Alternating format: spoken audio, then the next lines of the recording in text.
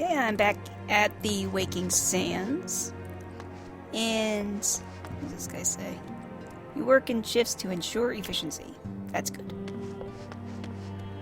Alright, and I see in the hallway here, Pelpamio and Wida. So let's talk to Pelpamio. Let's see what he says. Following the calamity, each nation's armed forces underwent large-scale reconstruction centered upon its Grand Company. In Gridania, the Order of the Twin Adder absorbed both the Wood Whalers and the God's Quiver, while the Lamensians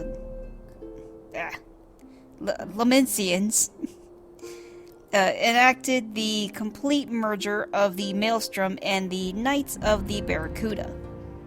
Ul'dah is the odd nation out, having made no notable changes to its armed forces, and before, and in spite of the Sultanate, each entity retains a certain degree of independence. So they can just kind of do whatever, it sounds like. What does Wida have to say? Let me see if I have this right. You're an adventurer who is a scion and a storm? Golly, how do you keep track of everything? It must be fun pairing up with lots of different people, though. Me? I'm always with Pelpamio. Come to think of it, why am I always with Pelpamio? It's because you like him, or you're just stuck to him, one of the two. Here's Thancred kind of off in a corner by himself. He must be the loner type. The incident with the traitor still weighs heavily on everyone's minds, the Flame Generals most of all. And although he cannot be expected to know what evil lurks in the hearts of every man under his command, the revelation is nevertheless a devastating blow to his authority. Even so, it warrants saying that you should not let this tragedy color your opinion of the man. In all my years working with the Flame General, I've never had reason to doubt his capacity to lead. I mean, some people are just really good at faking, you know. They could be actors with how just well they are faking stuff. And kind of in a little side room here, we've got boxes piled up. We've got, I assume that's beer or wine or something in these barrels. And we've got one guy named Brennan who's looking around. Let's see what Brennan's got to say. I heard tell of one of my brothers came through not long ago. Looks like I just missed him, though. I ain't seen either one of them since the calamity. Didn't know if they were still alive. But after running into folk who swore they saw me time and again, I reckon they had to be out there somewhere. I've been traveling and peddling in the hope I'd find my brothers ever since. If you see a fellow who looks like me, let him know that Brennan's looking for him, would you? I wonder if we could actually do that. Brennan, I swear this guy does look familiar. He's got dark skin, blonde beard, and he's wearing a red coat with a red, like, handkerchief for a hat. I could swear I've seen a guy like that. Now we got Yasholta and Uranger. Let's see what they have to say. Yasholta. Yeah, I'm gonna call her that. Maybe it's Yashola? Something like that. We will continue to focus our efforts on investigating the primals. The Amalja are not the only tribe that has succeeded in summoning its deity. Let's see what Uranger has to say. Fate shall be thy guide. When our purpose becomes one again shall our paths lead us here. Our city learning is now naught but shadows. Ere the light of dawn breaketh, shall we follow whither the sand blows. And in case you forgot, Yashola is a cat lady. She's got white hair, white ears, white tail. She's wearing kind of like a white tunic looking thing. It's got, I was gonna say it's got a vine with a leaf pattern, but I think that's something else. Yeah, I think it's one of her weapons. I'm not sure what that is, but yeah. And then Uranger just kind of looks like a priest, really. He's got dark robes, and on top of those robes is like a white hood. And I can't tell if he's a cat person. He's either a cat person or an elf. Because sometimes when they wear the hoods, they have like little pointy things sticking out. And so he might be an elf. Because I haven't seen a tail on him, but he's also got robes. So I don't know if tails... I mean, the tails probably would show if they had robes on. You got some other people in here. I don't know how important it is to talk to any of these people. Untitled. She looks like a young mage. She's got the pointy hat. Well, that's a pretty cool mask. There's a guy with the green robes completely covered up pretty much. There's like they're wearing a white mask with black, like a black design on it, like circles with a line that goes from it in the middle, kind of like a W. And it's got a purple jewel at the top. That's pretty neat. They're talking to some dude. See what she's got to say. Untitled. I've been chatting with Perseverance. And we both swear there was another member of our crew. We still ain't figured out a way to prove who he was. But you just wait and see. It won't be long before everybody sees us for the heroes we is. Go to school, girl. Go to school. I know people talk differently in this game, but damn. We got two other random people here. Let's kind of talk of like other people. Let's see. Ehrenwald? Yeah, this guy named Ehrenwald sitting on a chair. He's got kind of like a brown tunic. Darker skin, I think. And short white hair. Kind of looks... Oh, he's got... Oh, no, that's a tattoo. I thought maybe he had a bandage on his face. But he's got like a white X tattoo on his face. Ehrenwald. I hear you pledged yourself to a grand company. Me? I don't think I could do it. I'd never feel like one of them, no matter what the recruiters say. I mean, yeah, it's fair. Then he's talking to some lady named... Ayuli? Ollie? Something like that. She looks pretty cool, though. She's got, like, a dark outfit on where it's black with some white accents. She kind of looks like a hunter. But she's got a spear? I think that's a spear. So maybe she's some kind of hunter. What does she have to say? I'm not sure I grasp the purpose of these remembrance ceremonies. Whether you remember or rewrite the past, what does it matter? It isn't as though you can repeat it. Our present-day enemies ought to serve as sufficient motivation, don't you think? The only lesson I believe we should take from the calamity is that far greater threats can and will appear. Yeah, but people have short memories and they're very short-sighted, and it very easily gets them into a lull sense of security and complacency. You have to kind of remind them to, shape up every once in a while. Alright, let's go finally continue the story now that we're done with side conversations. Scion of the Seventh Dawn. Speak to the gate person. Welcome back, Suicune. Lady Minfilia awaits you within.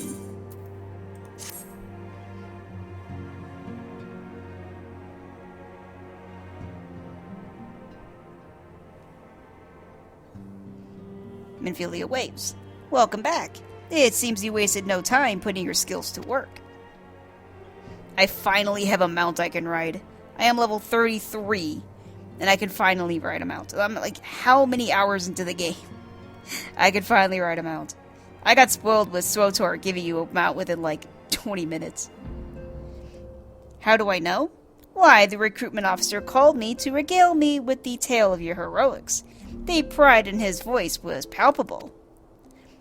We Scions are truly fortunate to have you with us, Suicune. Now, when last we spoke, I said that I wanted to meet some friends, did I not? Well, I neglected to mention that you have already met. Tataru, please show them in. Tataru nods. This way, sirs! Oh, it's Biggs and Wedge. So Biggs is that big green orc guy. Oh, he's got like very short gray and white hair. Thanks again for getting us out of that mess. We owe you our lives. But don't think we've properly introduced ourselves. I'm Biggs. And Wedge. So Wedge is the little troll guy. He seriously just looks like a little troll. He's got the pointy hair and everything, sticking straight up. And I'm... Biggs. Gods, man! Spill it out, will you? Wedge. Wedge, at your service! He does like a little bow curtsy thing. He's so awkward. Nymphelia. I am pleased to say that Biggs and Wedge will be staying with us for a while. This is only my second time going through the A Realm Reborn, but I went with the Pirate Lady before as well. And so I don't know what would have actually changed if I had picked someone other than the Pirate Lady. Like, would I have gotten them in my story, or it would have been somebody else? I honestly have no idea. Magitech-driven contraptions such as airships grow ever more vital to the city-state of Eorzea. As a neutral party, it was judged that we Scions should serve as the keepers of this technology. Of course, for this we needed the knowledge of experts, and so we requested the assistance of Garland Ironworks, who very kindly sent us 2 of their finest engineers. Our happy family continues to grow. On behalf of the Scions, I bid you welcome to the Waking Sands.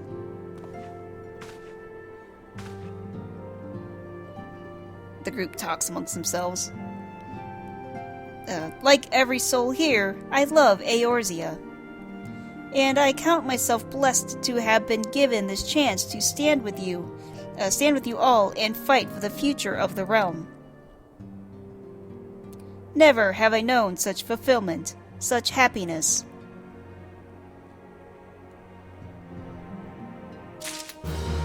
It's good to have a goal, a life goal.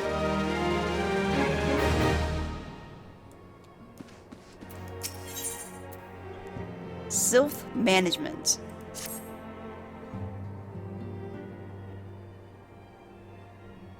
Now, having set aside the formalities, we have a favor to ask of you. Urianger, have the documents arrived from the students of Baldessian? Aye, my lady. They arrived but recently. We have conducted a study at the behest of the Order of the Twin Adder. Papalimo, Ida, a synopsis if you would. Our task was to survey the behavior of the Sylphs, a beast tribe indigenous to the Twelveswood. Oh, how to describe them. They look like gisselcreens, floating ones, that worship the primal Ramu. Ahem. Though technically a beast tribe, Sylphs are blessed with a comparatively personable demeanor, conducive to peaceful communication.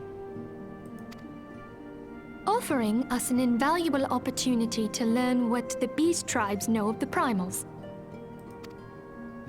While Ramu's existence is well documented, the Sylphs do not, or perhaps cannot, summon the primal any longer, insofar as can be ascertained, until such time as we know.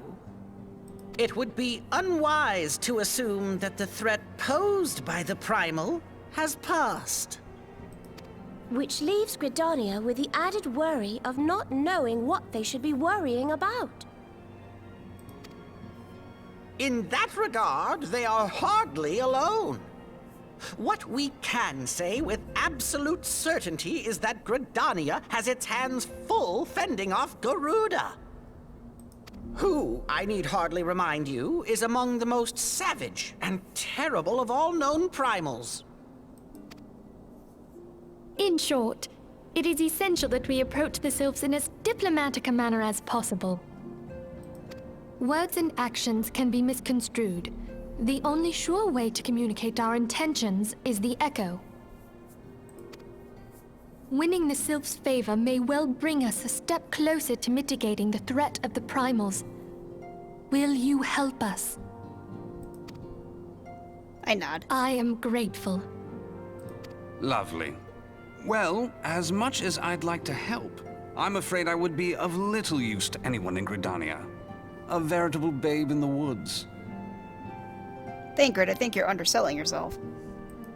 Ida and Papalimo, however, should be able to see the forest for the trees. Is that not so, Minfilia? Indeed. You are willing? Leave it to me. Us, Ida, us!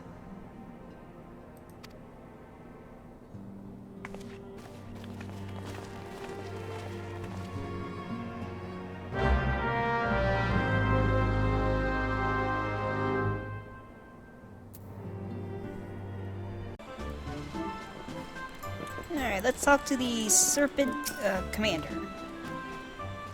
We know far too little of the Sylphs to lay any worthwhile plans. We must call upon the Scions once more if we are to... Vorsale Heloi. I don't know. Ah, beg pardons. 'Tis a terrible habit of mine to think aloud. But tell me, what brings you to the Adder's Nest?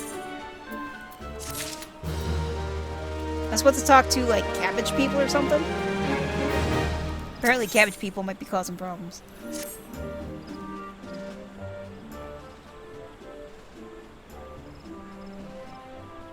Hail, adventurer! I bid you welcome to the Adder's Nest.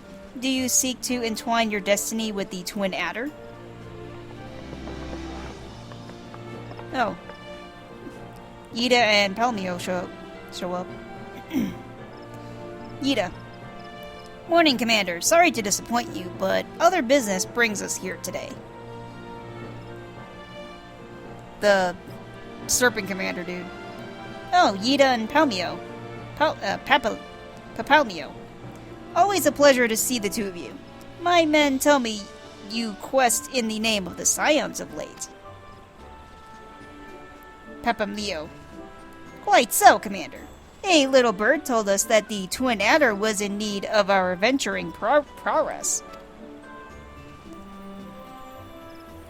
The Commander nods. Aye, your little bird sings true. No doubt you've heard that we're investigating the Sylphs, that curious beast tribe that calls the depths of the Twelveswood home. The Sylphs are, for most part, a peaceable bunch, much to the delight of the elder Seatseer, who has no desire to see her people embroiled in yet another fruitless war. The Twin Adder is of the same mind, and 'tis precisely for this reason that the Sylph's relation to the primal Ramu has raised a flag of warning amongst our ranks. Friendly as they may appear, beastmen will be beastmen.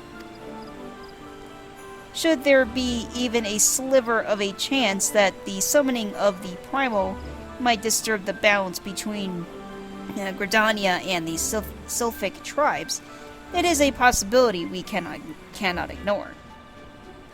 Paplamio. Better to be safe than sorry, indeed. Commander. Do we strike at Ramu or leave the Sylphs to their own ways? That is the question, yet I find myself lacking ample knowledge to arrive at an answer. Opinions abound within Gridania, but to listen only to one's own is among the greatest mistakes a commander can make.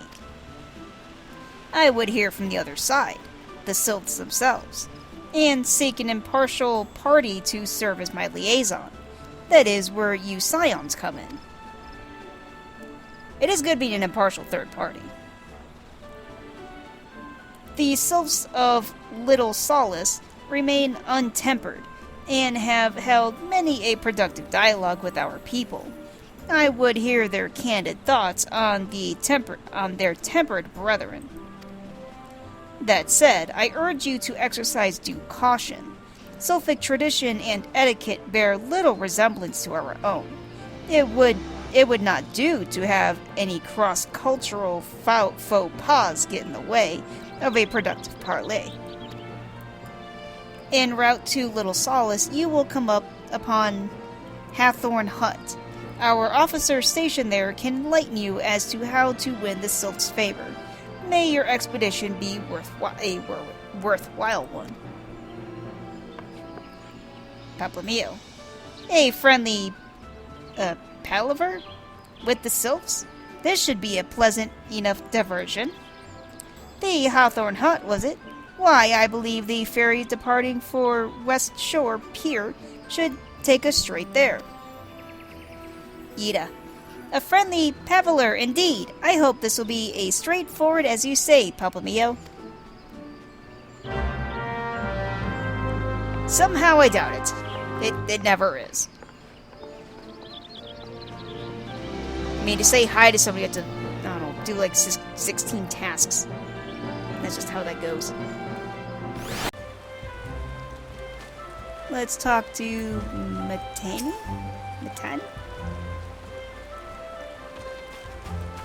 Matane is, yeah, she's just one of the guards around here. She's got the typical, like, Green Ranger outfit with the mask and everything.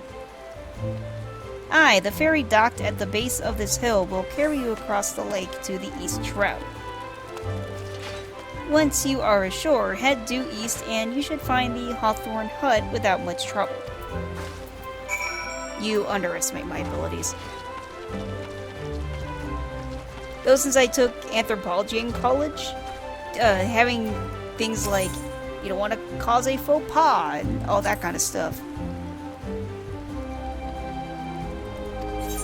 I like that kind of thing. See if I'm even going the right way. I might have picked the wrong one. Oh, I went the right way. Alright.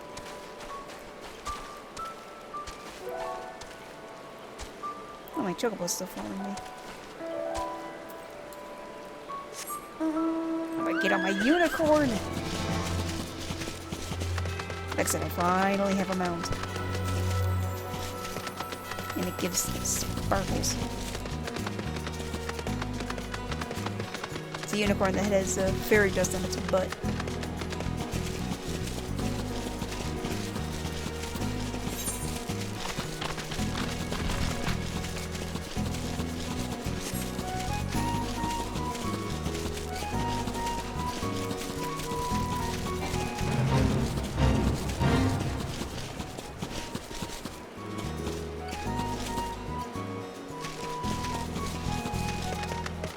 I thought about joining the fate for the seals for the pirate company that I joined, because they can buy some pretty neat stuff that I need. But I won't do that later. Okay, this should be Hawthorne. And with that unicorn that I have, that little song that you heard is actually for that unicorn when you write it. Alright, let's talk to Amelian. Indeed, I am Amelian of the Twin Adder. I understand that you're here to learn of the Sylphs, yes? For all their whimsy, they are a wary lot, particularly since the Empire has come to the Shroud. Earn their trust, however, and they're as friendly as any folk. They have their quirks, but so do we all, no? Would you know more, you'd do well to speak with the master of this hut, Rolfie. He's forgotten more about the Sylphs than I'll ever know. Alright. Sounds like he's the man to talk to. Alright, Rolf. Come to learn a thing or two about the Sylphs, have you? I'll tell you one thing. They're a peculiar folk. How peculiar, you ask? Well, just let me tell you. Beg pardon, friend. My memory's just not what it used to be. I've seen much and more in my adventuring days, and it's all a clutter in my noggin now. Though I've shared my stories with those around the hut before, you might have more luck with them. Alright. Let's talk to this lady. Isabel Hawthorne. So she must own this house. The Sylphs? Yes, Father told me his stories plenty of times. What I've always found most captivating is how their concept of etiquette is almost completely alien to our own. You don't say. You do best not to underestimate them on an account of their childlike looks, lest your face end up a mess of glyphs, squiggles, and chocobo scratches. Hehe. So be very, very polite, is what I'm hearing. I mean, you always have to remember that when it comes to other cultures, to them, your culture is going to be as weird as you think that, you know, yours is to them. The sylphs? Inveterate tricksters and troublemakers. That's what they are. One day they're drawing morbid faces on our masks. The next they're sending our young centuries falling to the bottom of a ravine. Damn, that sucks. Tell them to stop and they just laugh at you. Rolf claims they harbor no ill will, but I dare say such pranks are no laughing matter. I mean, yeah, pushing people to their death off a cliff is, you know, definitely no laughing matter. I mean, damn. There's pranks, but then there's just straight up murder. Lazette. The quickest way to a quiver woman's heart might be through her stomach. But don't even think of trying to foist your foodstuffs on a sylph. They'll sustain themselves simply by bathing in the sun, or so Rolfie once told me. Alright.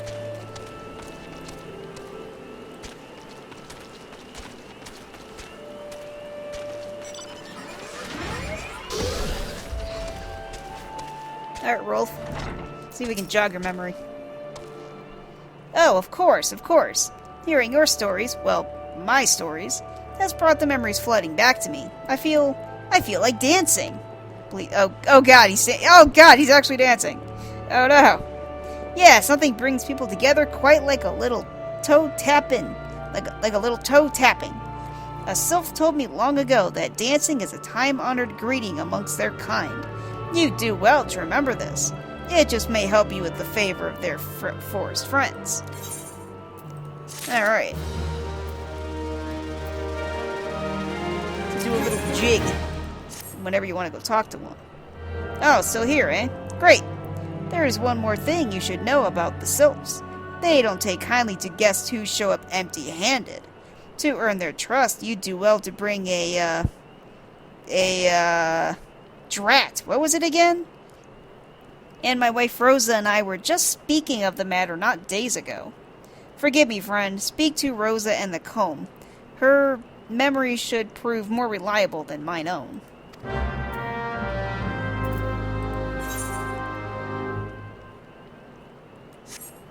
Alright, let's go speak to your wife.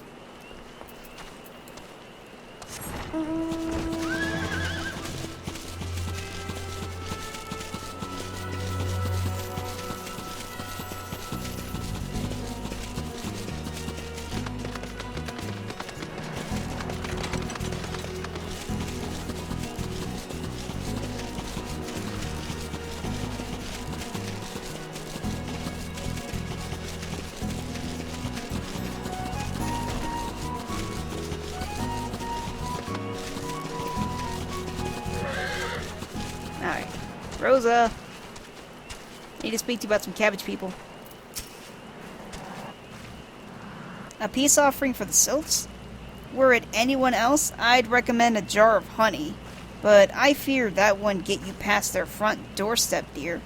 No, their tastes run more to the unusual. Are you perchance familiar with milk root? That's what we call the root of the most fiendish seedkin, the ochu. When chewed, it exudes a cloudy liquid that is said to induce curious visions in the imbiber. You'd not catch me dead trying the stuff, but the sylphs seem to enjoy it to no end. I've not seen an ochu around the comb in quite some time, but I did encounter a suspicious clump of grass the other day. Were you to stimulate it somehow, with some of this amber syrup, for example, you might be surprised at what comes out. Good luck. Well, maybe don't harvest it to extinction. You know, that might help.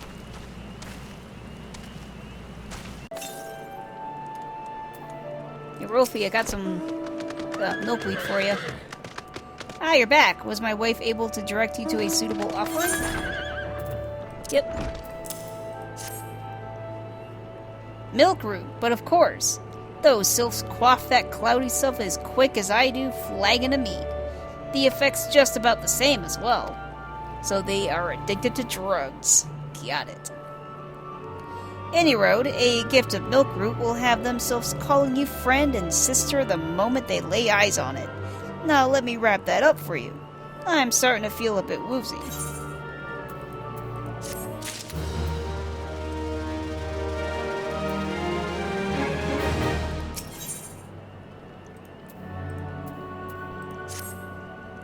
First contact. I've taken the liberty of wrapping your milkroot. Well and good.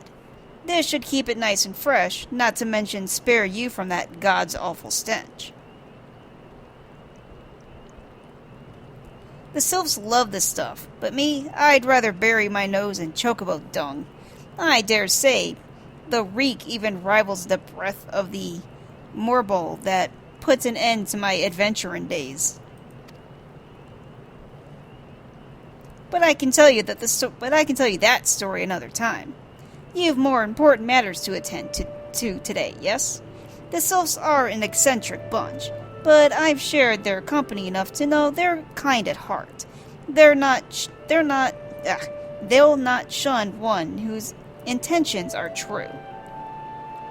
May your parley be a fruitful one, friend, and do stop by on your return. There's a flagon of full flower mead with your name on it if you regale me with your adventuring tales. I nod. Ah, and before I forget, don't go traipsing off just yet. Emelian here will have a word with you. Travel in safety, friend, and do pass along my regards to the winged ones.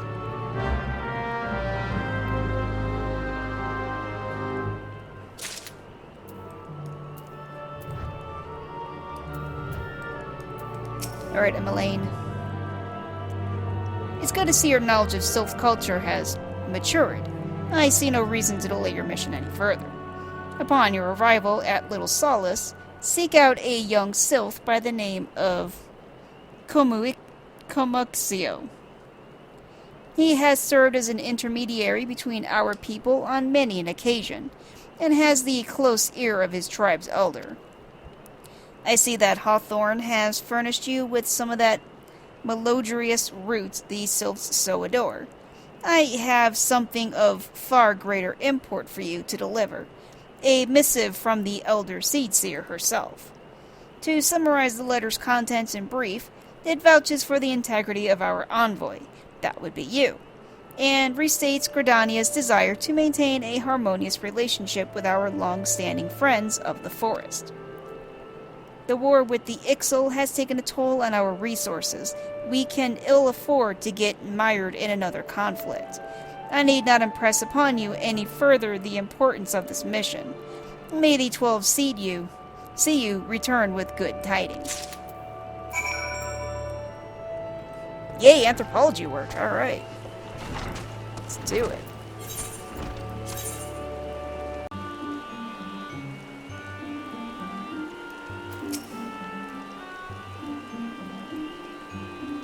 Waking one is not familiar to this one.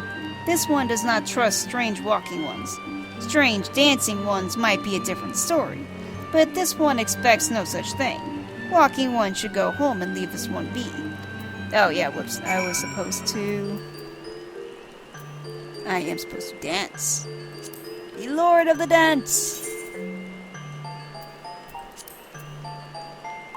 Let's see, where's dance?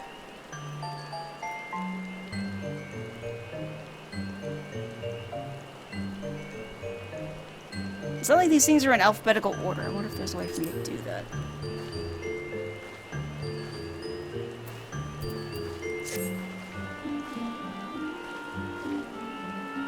I am Lord of the Dance!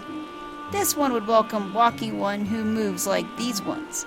If Walking One would talk to this one will answer.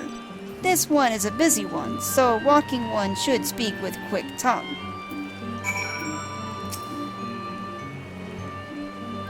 Oh yeah, I should describe what these things look like. So basically, it's kind of like if you took a rose and held it upside down, that's kind of like, and dyed it green. That's kind of what the bottom of their bodies look like, with tiny little spindly legs. Like, almost insect-like legs. And their wings just look like leaves. And their faces kind of look like, you know those kind of oval alien faces they usually used to show for, like, UFOs and stuff? It was that gray, spindly, like, slender alien with a big bulbous head and giant eyes, like giant black eyes. That's kind of what their head looks like. And it's got, like a couple of leaves sticking out of the top of their head, kind of like a garlic. They have like a garlic head. Walking One would bring gift to this one? Walking One is most kind. Yes, I am. Here you go.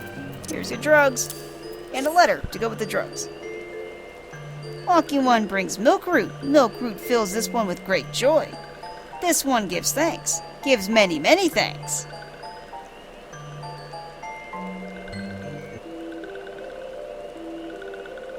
Walking One carries message for Elder One. This one will deliver the message to Elder One. Walking One should not worry. Why doesn't Palpamio show up? Yida.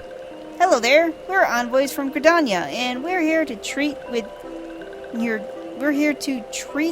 your people. Palpamio. Aye, we've come to pay our respects to your elder and learn from him more of your Lord Ramun. Comoxio. Who are these ones? These walking ones come from Gridania? Oh, he or she or whatever is mad. Oh yeah, also on its chest is like a big, shiny, like orange jewel as well. Walking One became a dancing one and brought Milk Root. But Walking One tricks this one. This one does not like tricks. This one will speak no more. Elder One is busy. Walking One should go home. Yida. Go home, you say? But the sylphs of Little Solace have always welcomed Gridanian envoys with open wings. Palpamio. The letter carried by Suicune here is an oath of peace, penned by the Elder Seedseer herself. Still, you would refuse us? Comoxio. This one's reasons are no business of Walking One's. Elder One has no words for Gridania. Walking Ones waste everyone's time. Yida. Well, I never. Turned away at the gates. Whatever did we do to deserve such a rude welcome? Was Suicune's jig insufficiently jiggy? She's like, hey, or like, I'm like, hey, don't blame me for this shit. Palpamio. I'm as baffled as you, but something tells me recent events have erstwhile fluttery friends feeling uncommonly wary. It would seem we've no choice but to ask around and see how we might earn their trust. I already brought them drugs and did a little dance.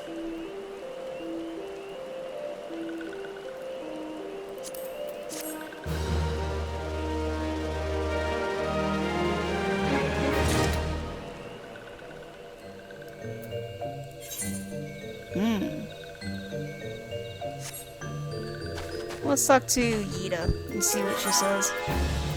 Dance diplomacy. Say, Suicune, are you in the mood for dancing? That's right, dancing. You went through all that trouble to learn the sylph's traditional greeting, but you've greeted hardly any of them. Why, if I were a sylph, I'd be beside myself with delight to see an adventurer expressing an interest in my culture. Me? Of course I'd be happy to join. Ow, there goes my bloody leg cramps of mine acting up again. You bitch. Alright, let's go dance for some people. Oh, shit. Walking One's belly is rumbling. This one's not making a meal. This one is boiling bark and flower seeds to dye thread. Color must be jolly, and so must greet making. Alright. Dance! Get jiggy with it! I don't even know what kind of dance that is. Ooh, Walking One knows Jolly Dance. Jolly Dance fills this one with good cheer. Let these two be friends. That's a good start.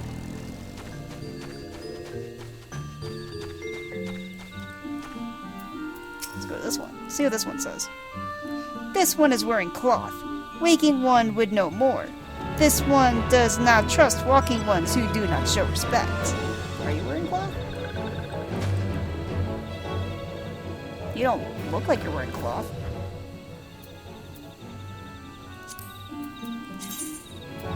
Dance!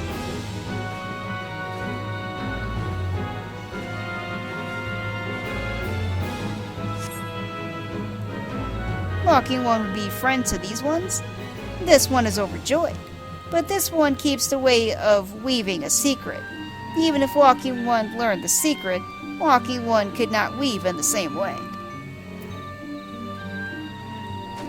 Then why is it so much a secret? I mean, I would expect that, being a completely different species from my own, that they may have abilities that I just don't have. What does Walking One want with this one? Elder One warned this one not to get too friendly with Walking Ones. How about a dance?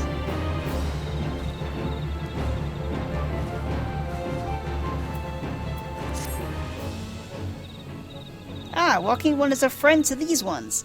Friendly like gracious Elder One of Forest City. Knows how to dance in these ones' hearts. Alright.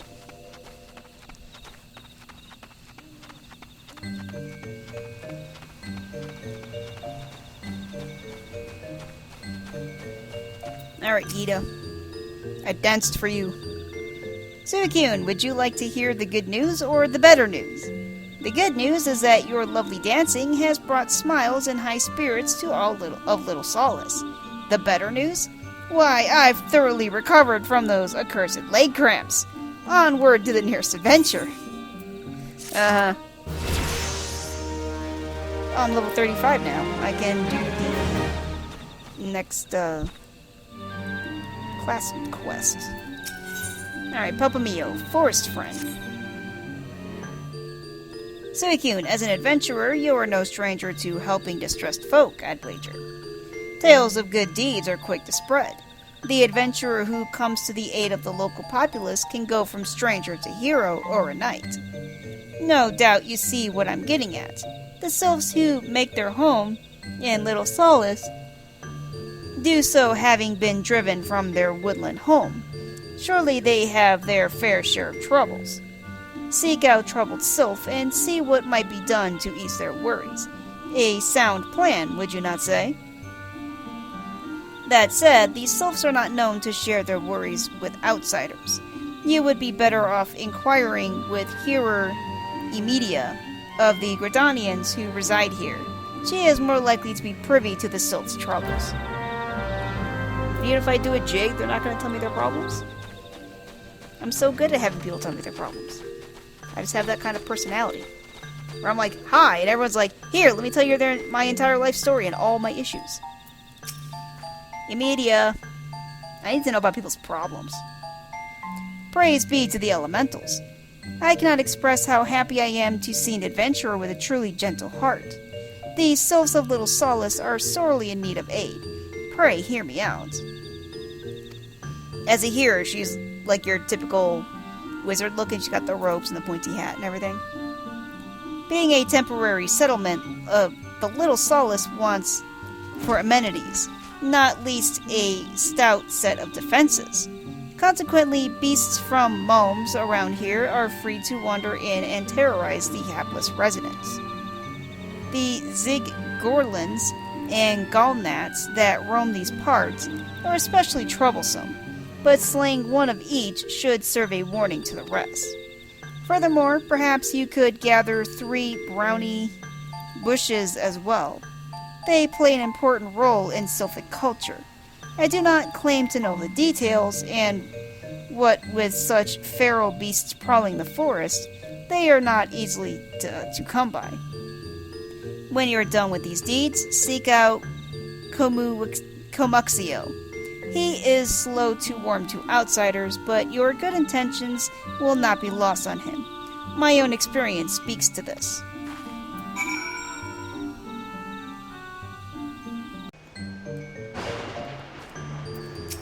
Comuxio, got your stuff. Dancing One is still here? Dancing One can dance all day. This one's trust is not so easily earned. I got you some brownie bushes.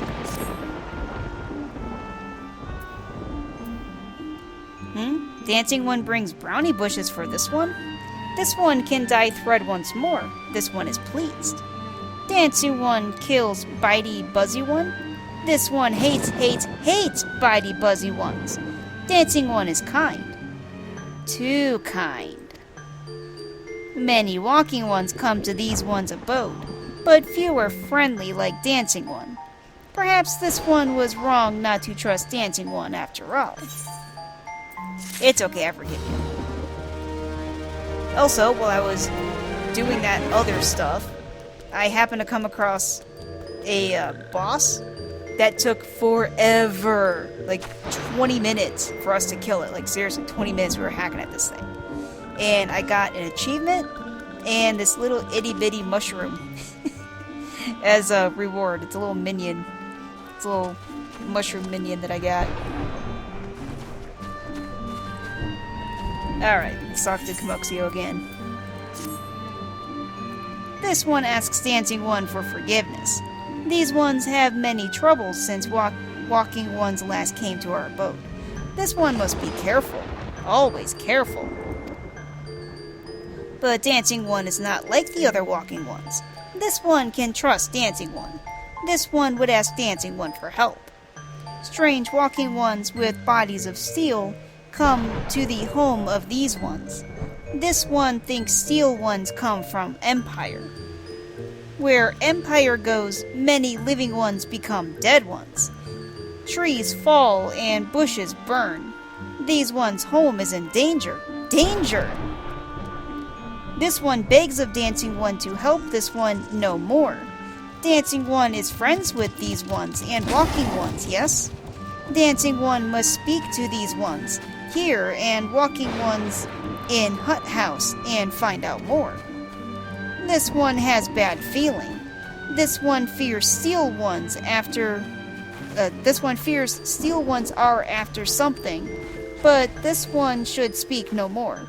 Go, Dancing One. This one depends on kindness of Dancing One.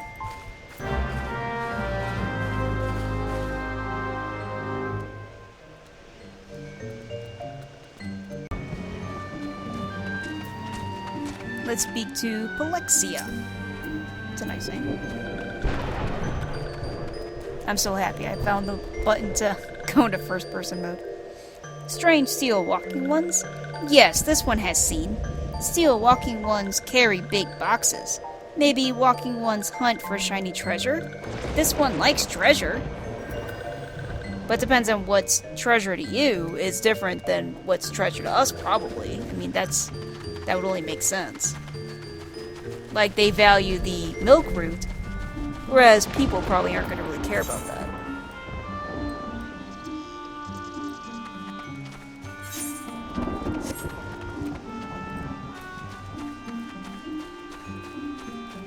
Now let's speak to some of these guys. Nefaxio. Shush! Shush, this one says! Steel walking ones are scary, like touched ones. This one hates scary, and scary ones have scary friends. I mean, yeah. That's pretty much how that goes.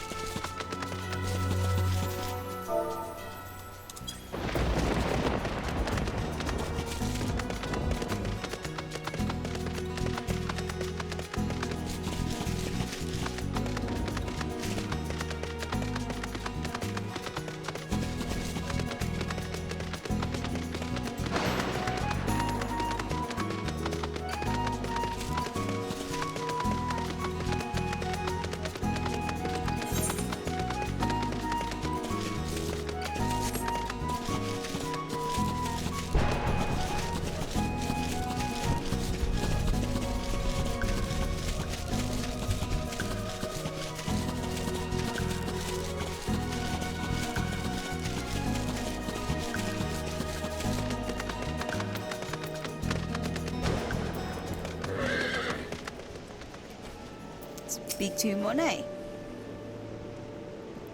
Men clad in strange armor. Why, now that you mention it, I did see some suspicious types of late. They were gathering deep in the forest. I simply assumed they were adventurers. You mistake those guys for adventurers? I mean, they had "I am evil" just written all over them.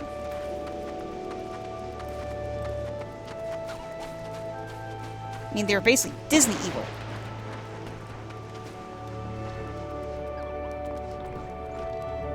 Speak to Victor. Fearsome types clad head to toe in steel, you say?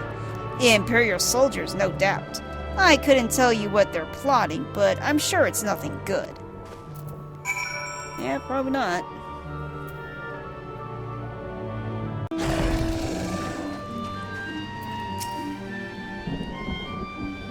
Alright, Komoxio. This one is happy to see Dancing One return. What did Dancing One learn? Yeah, there'd be some scary dudes around. This one sees. Steel walking ones came from Empire. Carry boxes and go walking deep through trees. As this one thought, steel walking ones are up to nasty, no good things.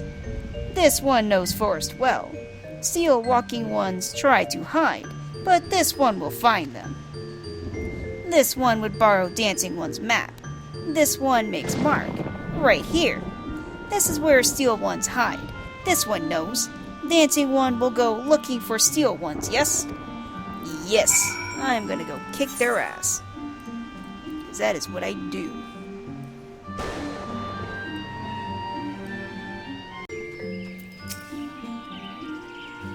Komoxio. Dancing One is back. This one breathes a sigh of relief. This one was worried. Dancing One found something? I found a suspicious box. Dancing One found paper inside of box? This is a message from Empire? This one can read Walking One's symbols. Message paper has name of food and rocks. Food and rocks were inside boxes, this one knows.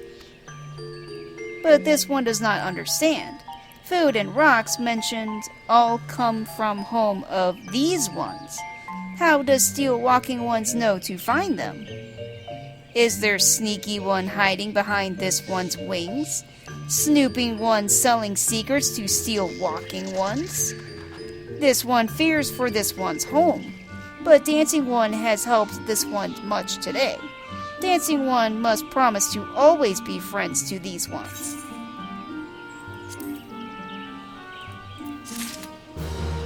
I promise. Brotherly love.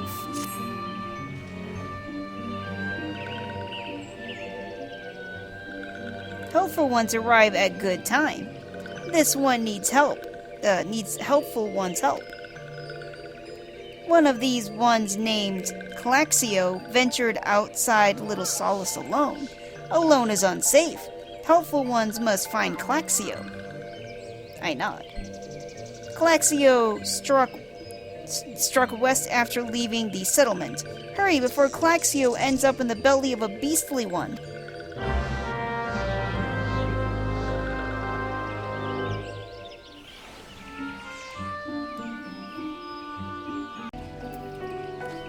Okay, Claxio, time to go home.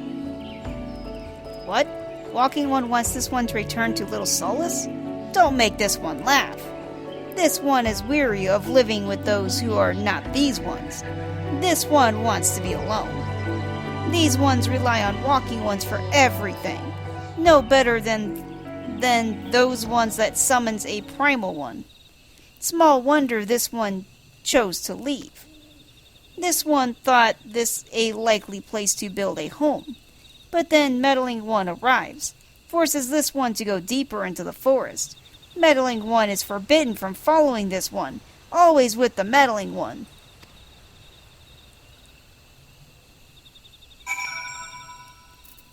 Running away is not going to help. It's going to follow you.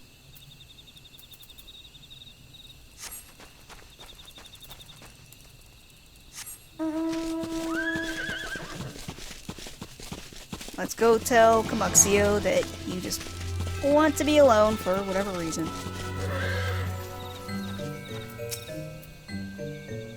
What? Claxio refused to return to these ones and went deeper into the forest. But this one saw touched ones lurking in the forest. Helpful one must hurry. Hurry and find Claxio. Helpful one should search for spools of thread on the forest floor. Those things will lead Helpful one to Claxio. But hurry! Hurry before touched one takes Claxio away!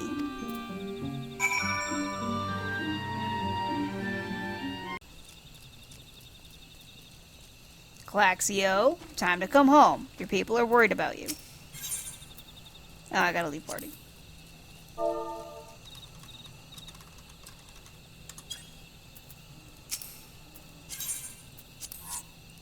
Alright, Claxio, time to come home.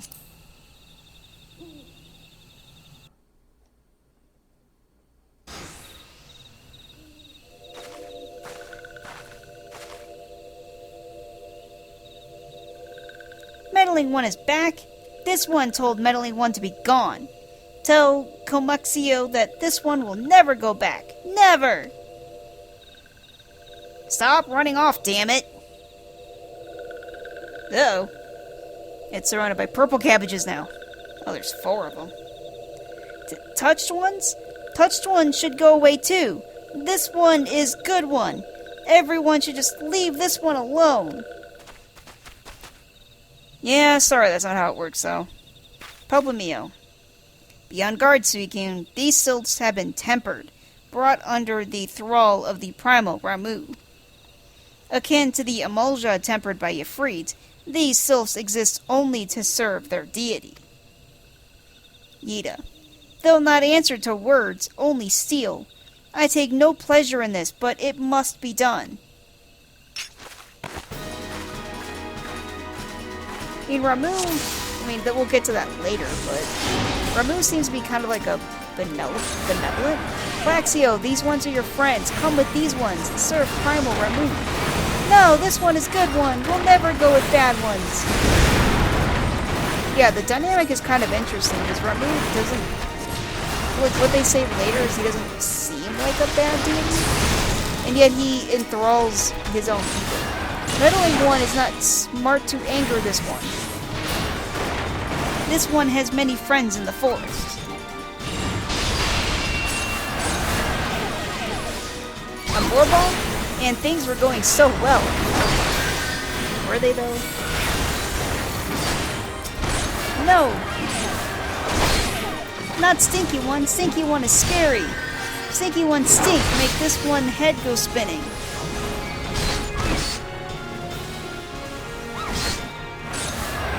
Yetta, Ick, Suicune, Peppermio and I can handle this beast. You take care of the sylphs. Okay. If you say so.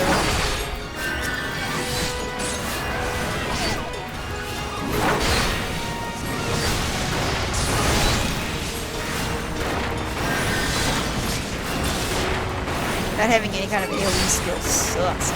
There's something not right about this Moorball. Ignore it and focus your attention on the sylphs. Hurry up, Pulpamio. I can't bear the stench any longer. Alright, got one sylph down. I'm doing my best. I'm doing the best I can. If you dispatch the sylphs, surely.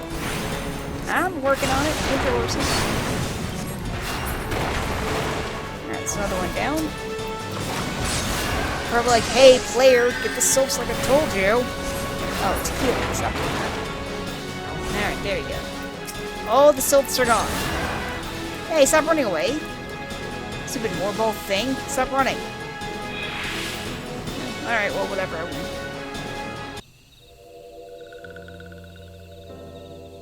Claxio. This one is safe? This one was so scared. Camuxio. Claxio? This one has been worried. So very worried. Is Claxio unharmed? Still in possession of wits? Camuxio. And Meddling One as well. Why are these two here? Camuxio. These two came to rescue Claxio. That Claxio is safe fills this one with joy. Claxio. Comuxio. Oh, he's crying. Forgive this one. This one did not mean to run away from Little Solace. This one was just afraid. These ones who live at Little Solace were changing, becoming friendly with other ones. This one feared that these ones were forgetting who these ones are, like touched ones did. But this one was wrong. This one can see that now. Meddling, helpful one. This one is grateful. This one will return to Little Solace to be with Comuxio and friendly ones.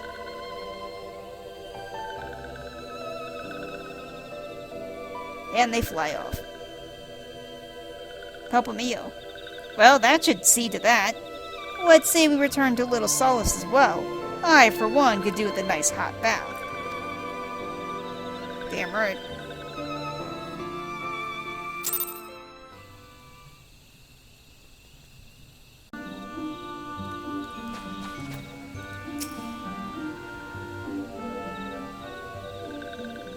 Comuxio. This one thought Claxio was lost forever. Hopeful one saved Claxio. Now these ones can be family again. This one has known many walking ones, even many kind walking ones. But Helpful One is kindest and strongest of all. Helpful One is a hero to these ones.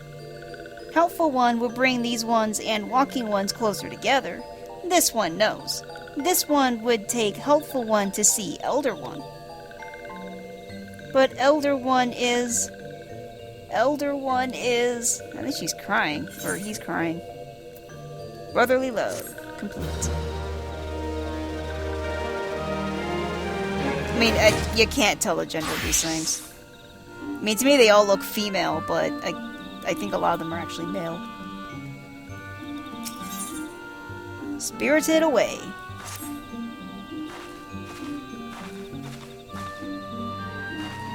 This one must ask Kind One's forgiveness. This one made promise to take Kind One to see Elder One, yes? But this one cannot. This one cannot because Elder One is not here.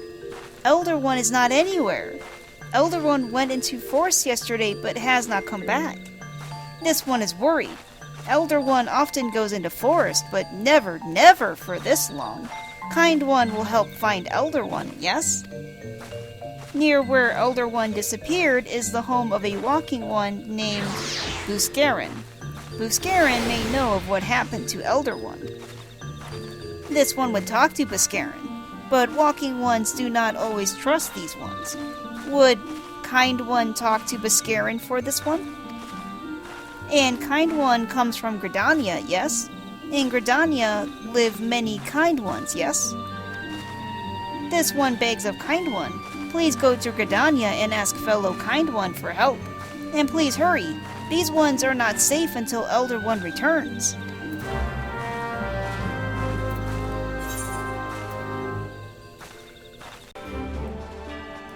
Well, we're back to talk to the Super Commander who started all this.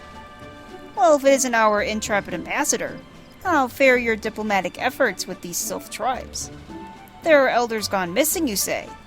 Well, if he were to end up in the hands of the Tempered Ones, we'd have a crisis on our hands. Oh, so it's a male. I thought it was like a grandma when I first saw it. You can assure the Sylphs that the sharpest-eyed serpents will be on the lookout right night and day. No stone must be left unturned.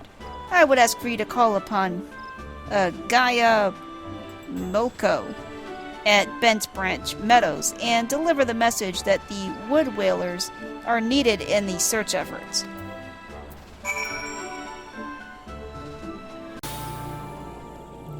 Alright, so Gaia Moko is a cat lady, and she looks like one of the guards. She's got that same green ranger outfit with the mask, and she's got a giant spear. Let's go talk to her. A message from Commander Hellaway, you say? The Sylph Elder has vanished. Worry not, friend. The wood whalers have eyes under every leaf, behind every branch. If the Elder is anywhere in these forests, we shall find him.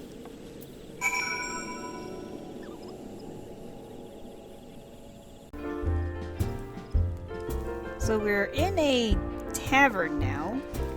And like every tavern, there's, you know, little lights on the ceiling, there's tables and lots of chairs. There's a alehouse wench here, otherwise known as a, you know, server. And she's a little cat lady. She's got just a very simple, like, outfit with the skirt, little hat with her ears poking out. She's got, I think, gray hair, and I think gray eyes. It's kind of hard to tell. There's a little fireplace on the right wall there. And here's the alehouse proprietor, Buscarin.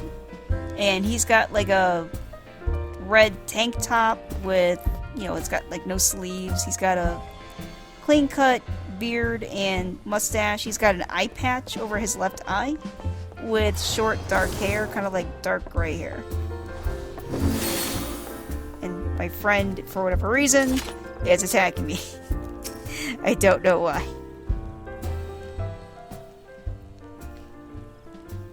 Buscarin. Well met, adventurer. We have the finest grog and grub this side of... Eh? Not here to fill your belly, then. No, well, get the fuck out of my establishment, then. Ah, a hunger for news, is it? And there's been talk of a sylph lurking hereabouts, but I couldn't right say if it be the elder you seek. I mean, it's kind of important. Those woodland scamps all look alike. I mean, that's racist. Short of painting one red and another one blue, most folk would struggle to tell two of them apart.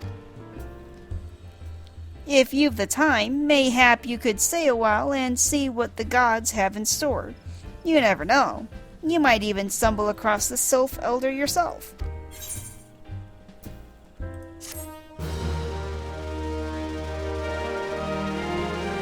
Is it just a way of getting me to spend money in your bar? So I think it might be a way for me to get to spend money in your bar. Druther's house rules. For some reason I get a chicken egg for this mission. I don't know why. No word on the Sylph's elder yet, but I'm sure it's only a matter of time. In the meantime, how about doing a favor for old Buscarin in return? Right then, let's put you to work. There's a customer outside who's spoiling for a fight, and I need you to cool him off for me. Unless you want me to kick his ass and put him in his place.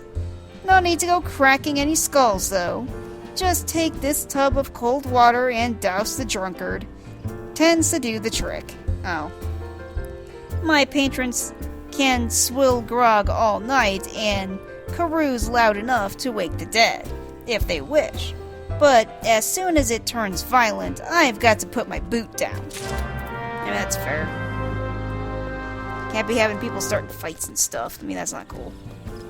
Alright, where's this dude? Go dump some cold water in this dumbass. Oh, is he already starting to fight with someone? He's got someone in front of him who's like on his knees gasping, called a drunken dusk wight. White is in W-I-G-H-T. And see, mead-soaked Midlander. Alright, asshole. He'll douse you. Just dump it on your head. Pshoo! Ah! Nophisa's teats! That's cold! I mean, that's like saying God's tits! That's cold! Cried out loud. What do you mean, no fighting? This dusk white scum was... Yeah, I know the rules. That bastard gets to keep his skin. For now. Angrily walks off. Alright, dude. Thanks for stepping in there, friend. Not that I couldn't handle myself against a bleating milk sop like that bloke. And I don't want to cause no trouble for Buscarin. You know, having to mop up blood and bits of teeth and the like. Good to know. Yeah, you were just about to win. Yeah, definitely. Any second now. Buscarin. Nicely done, Suikun. I'll not have my patrons picking a fight with each other over a bit of petty prejudice. In case you didn't see, the bloke who caught the brunt of that outburst is a dusk-white Elysian. There are people who shun cities to live in the wilds, making them no better than brigands in the eyes of many. To be fair, the Duskwites can be an unruly lot, but they ain't so bad once you get to know them. And it don't seem right to bar a whole race of people from the Druthers for a misdeeds of a few. There should at least be one place where anyone willing to pay the coin and drink in peace is welcome, don't you think? Well, yeah. Why am I getting a chicken egg, though? Apparently I'm getting a chicken egg.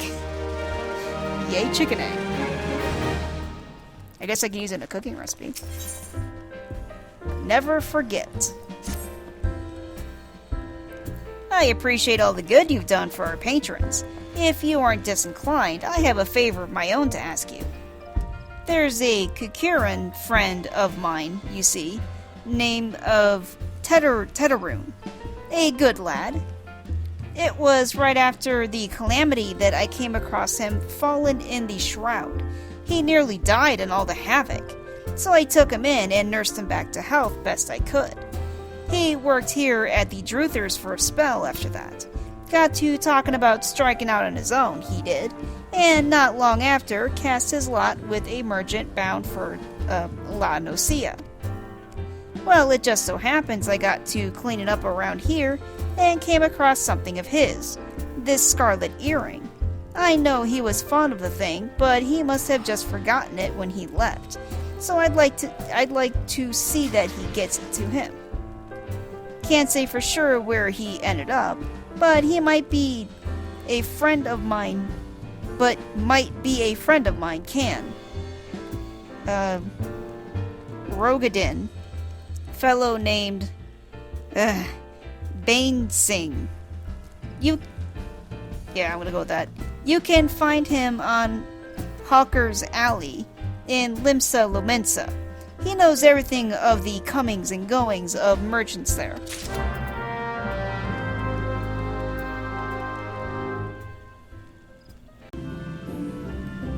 Since I am here in Gridania, I decided to do my class quest. Let's talk to Asumiyan. Seer Folly. This gives me a couple of things when I complete it. Presence of Mind, which is good, and then something called the Soul of the White Mage. I don't really know what that does, but apparently it does a thing, so let's go get it. Suikyun, I am glad you have come. I have a task of most urgent and confidential nature, and I can think of none other to whom I can entrust it. You are doubtless familiar with the Seed Seers, yes? Khan A. Senna, Elder Seed Seer, leader of the Order of the Twin Adder, and guardian of our fair nation. She's the one that I consider like their queen. Clearly needs no introduction, but know you also of her siblings? She has siblings? The two young Padjals, Sister Rhea O. Senna, and brother A. Rune Senna. Oh, they were the two people that were on stage with her when she made her grand speech.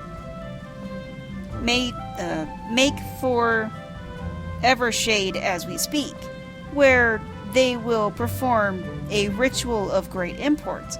Verily such import that it would be no overstatement to say that the very fate of Gridania hangs in the balance. As you well know, we dwell in this forest by the good graces of the elementals, the eternal guardians of the Twelveswood, and most of all, the Great One who dwells within the Guardian Tree. Yet our ceaseless warnings and ill treatment of the trees that shelter us have aroused the Great One's ire. And it is only by the quieting, the ritual of which I spoke, that he may be placated. Thus did the two Seed Seers set out for Evershade, with nary a guard to accompany them. Therein lies the rub, and the nature of the favor I ask of you. By no means would I question the powers of the Seed Seers, but with the Great One's anger mounting, the Twelves would become a threatening domain for even the most Puissant? I don't know, Puissant? I don't know. Of conjurers. Pray hasten to Evershade and see that no harm befalls the two.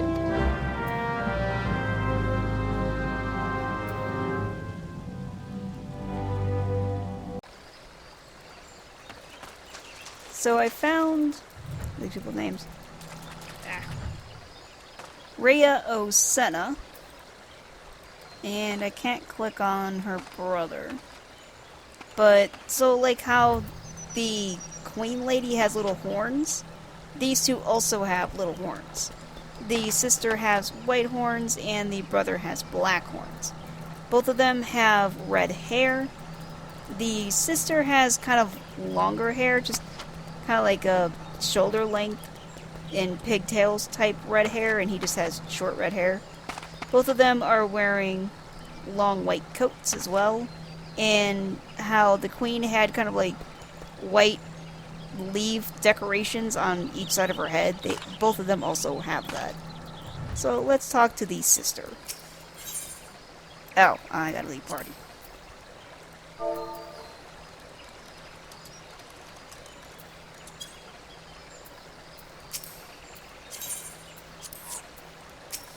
And I still have my little mushroom minion with me, and he's called Baby Bun.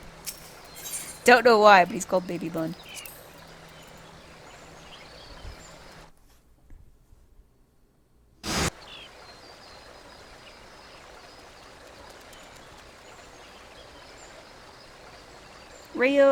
Rhea O. Senna.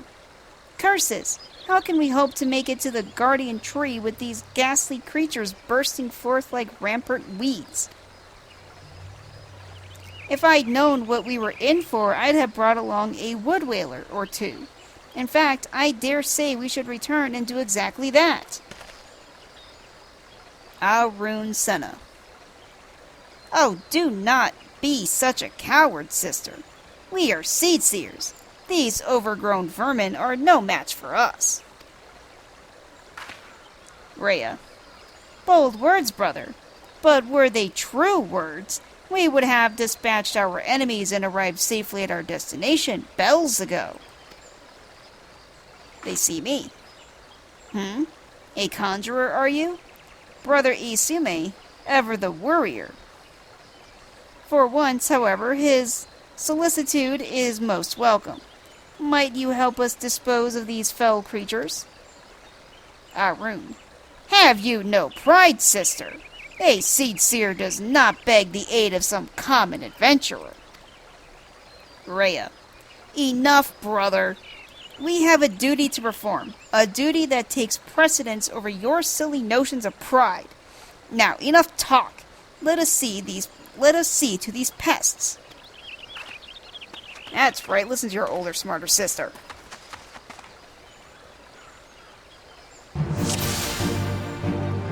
There's a lot of them, too. Holy crap.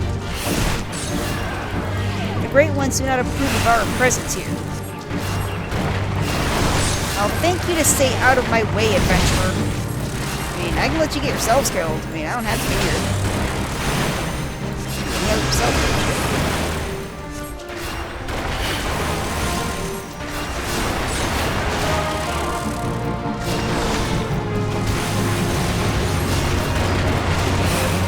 Fighting like a giant. What is this? Is it like a spider bot? Something like that. It's purple. Yeah, I think so.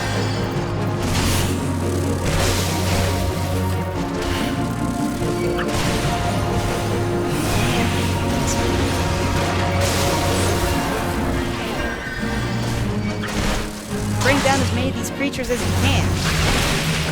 Wait, I was trying to bring down the pig monster. Maybe they want me to bring down the ants first. Did he just kill them? That'd be hilarious. You know, getting out of the attack. Why am I healing your dumbass?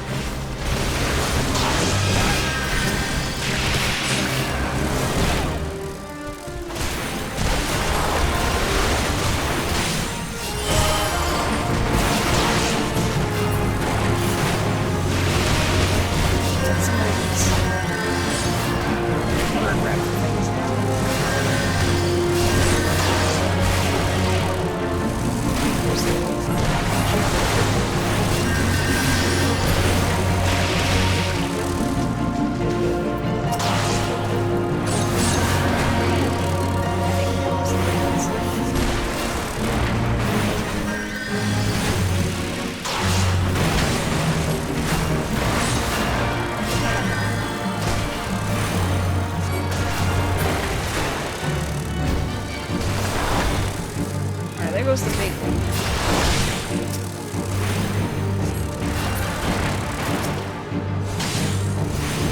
Like target something?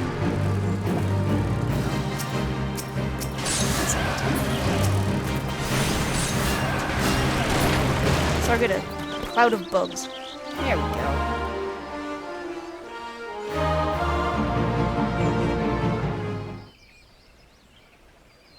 We're at a big tree. It's a blinding flash of light. And a crystal shows up. Wait, no, it's not a crystal. It's that little stone I mentioned earlier. And it floats into my hand. It's like, here you go. Rhea, that crystal?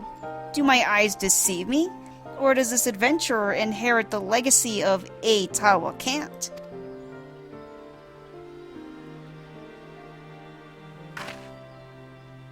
She looks to the tree thoughtfully. It was none other than A Tawa himself who last performed the quieting. No, I do not believe this adventurer's arrival is mere coincidence. Bearer of the Soul Crystal, inheritor of arcane knowledge, long since forbidden to those not of our kind. I know not why it is you he chose, but I believe our great forefather has led you to us today.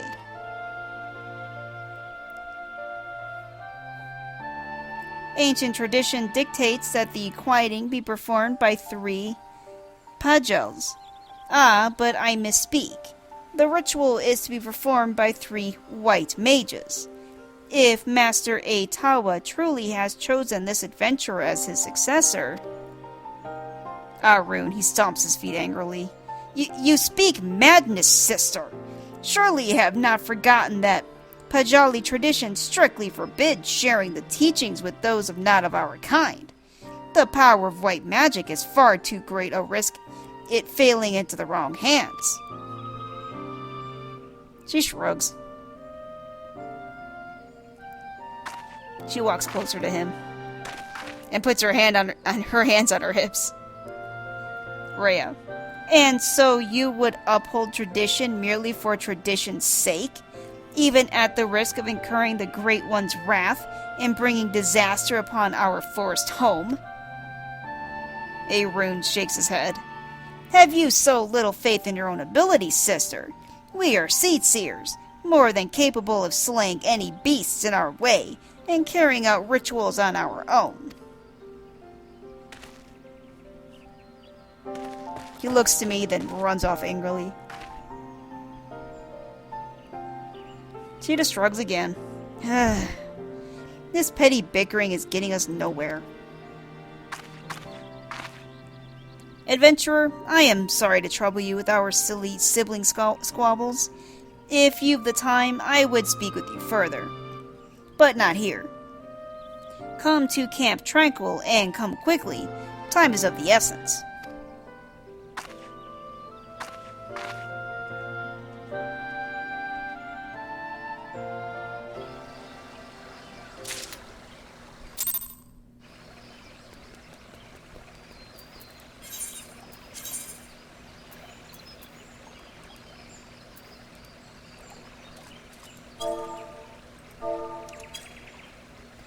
Whoops.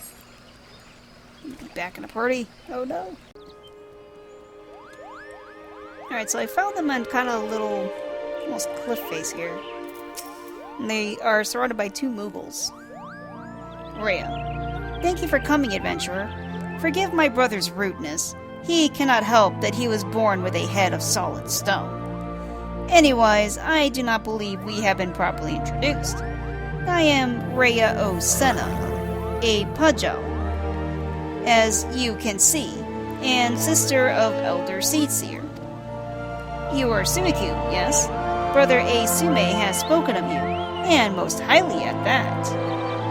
As you no doubt have heard, my brother A Rune, or probably Rune, and I were en route to the Guardian Tree. There, the Great One, by whose graces we dwell here, resides. The gentlest of guardians when at peace, a destructive force that knows no bounds when angered. As the Great Ones go, so goes our fates. These creatures you helped us dispatch, doubtless they, too, were roused to hostility by the Great One in his anger. You need only look around you to see. The forest grows more and more threatening with each passing hour.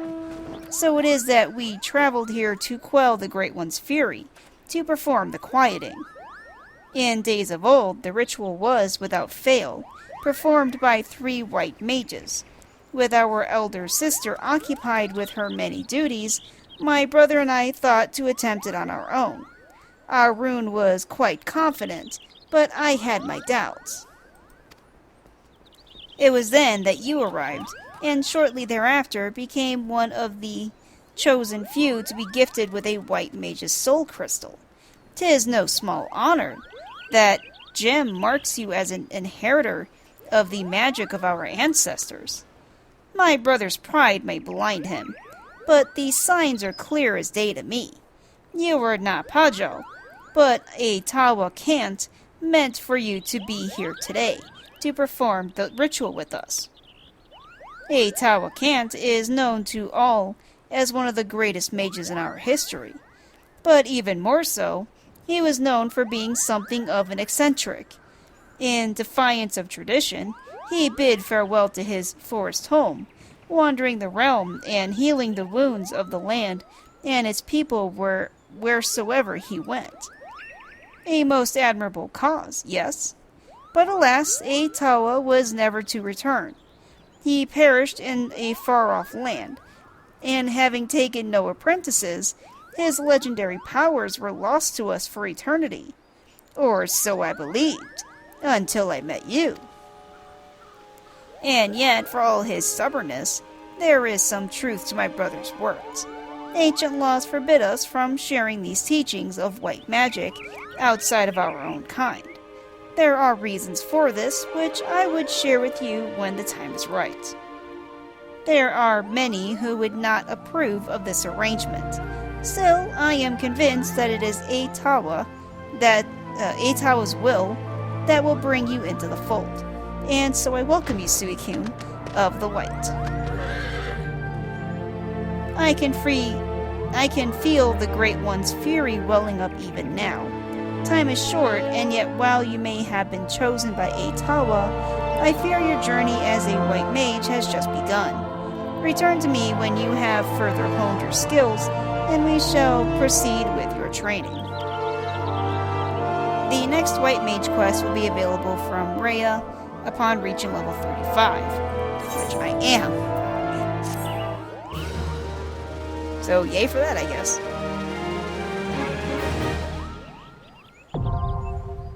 White mage unlocked.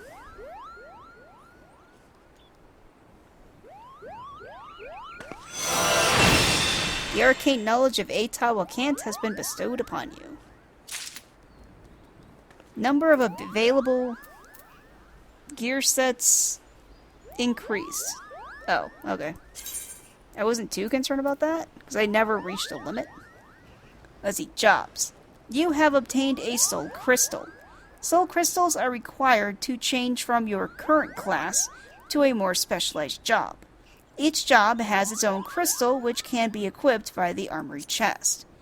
While using a job, you will have limited access to actions from other classes.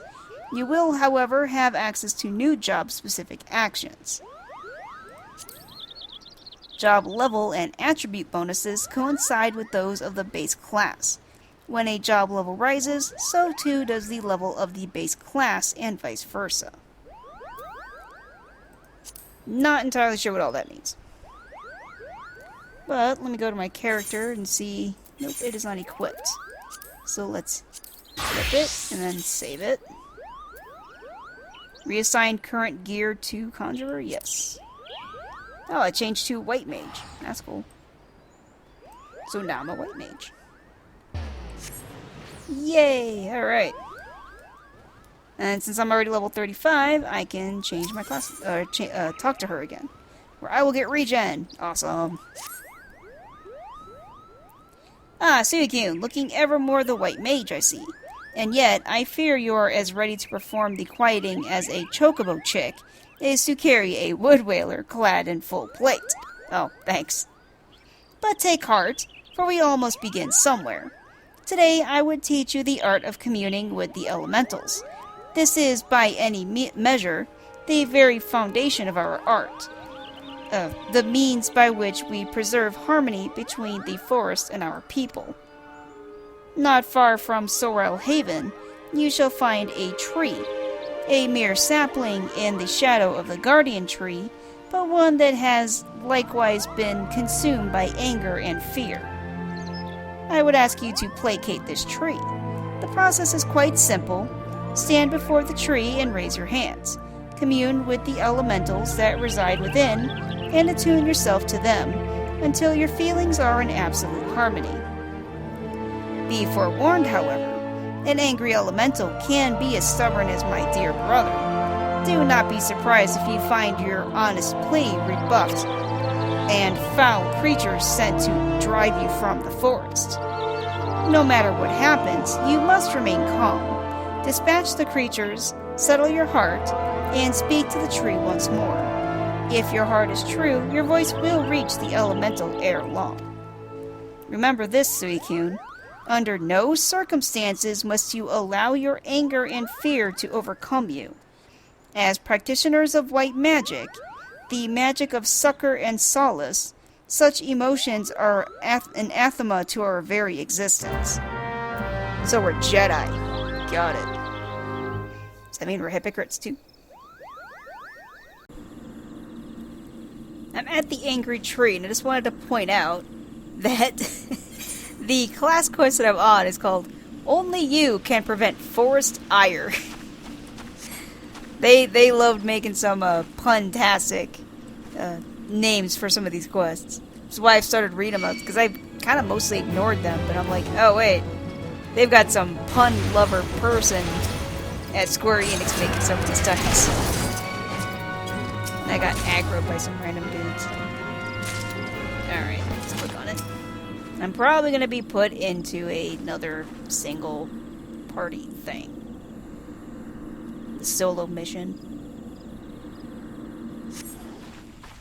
Your communion has furthered your potential. It went too fast. Something about me, my potential is amazing. Oh, well, I guess I just have to report back.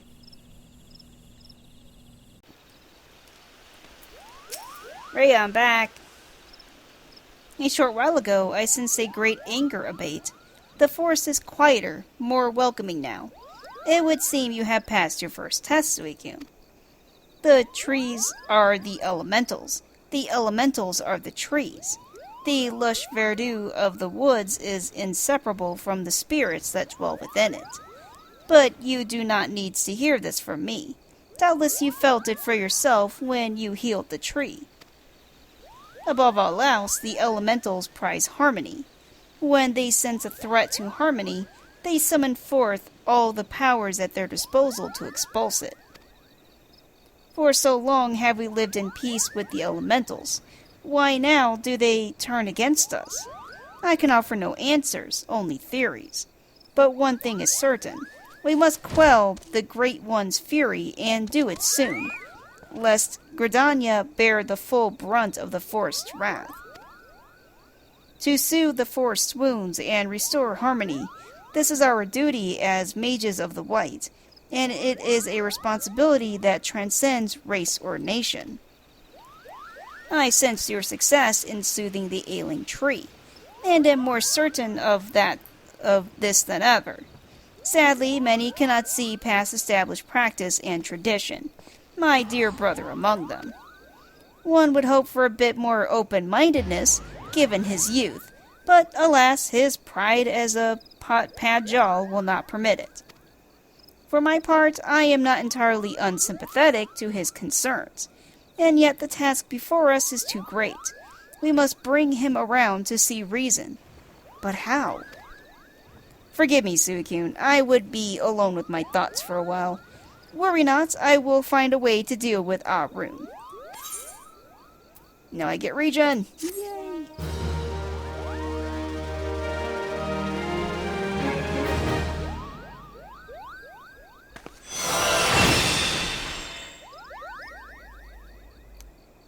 A Tawakant has imparted me upon newfound powers. I am the chosen one! So, I mean, the whole thing about the Force being against us, it might be because we called down Bahamut and Meteor to destroy everything. I mean, they might be pissed about that. Though, I don't know if, like, Ixals would have done that. I don't know. They seem pissed at us, because we seem the ones to be causing that shit.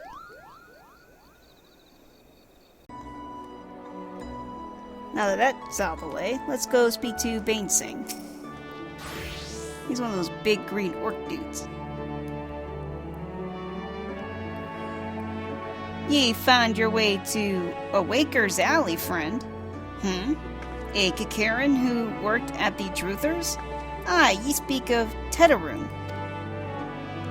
Related that to Kyoko-Rune bloke, just over there by some blood or another.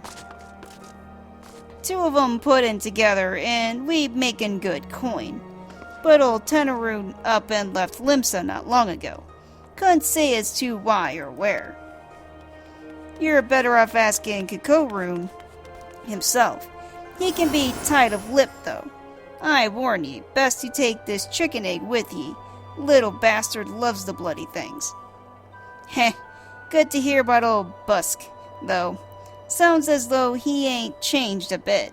Just like him to send a venturer along. Too shy to come of his own self. Gods, I miss drinking with that fool.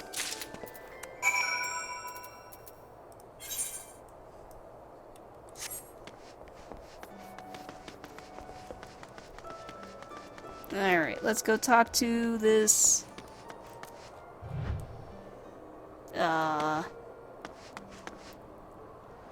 walking anteater thing?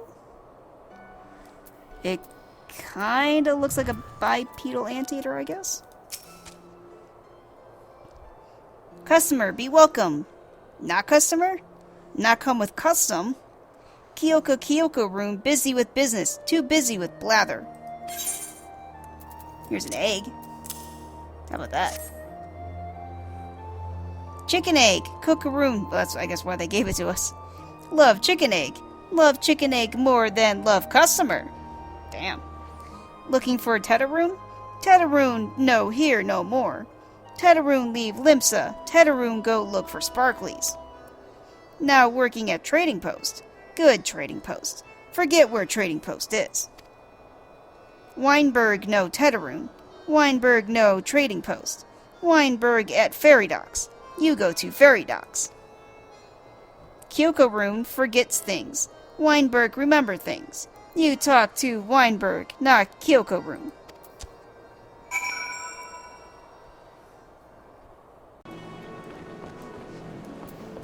So I found Weinberg by the docks, and he just looks like your typical kind of sailor dude. Tetaroon? Aye, I seen him. That is to say, I saw him. He was headed somewhere up north, by way of the ferry to Aleport. Might as well head there and see what you can suss out. The skipper here can take you there. When ye arrive, I'd start asking Aldfoet. He's an old hand who knows a great deal about a great many things. Alright. Let's go to Aleport then.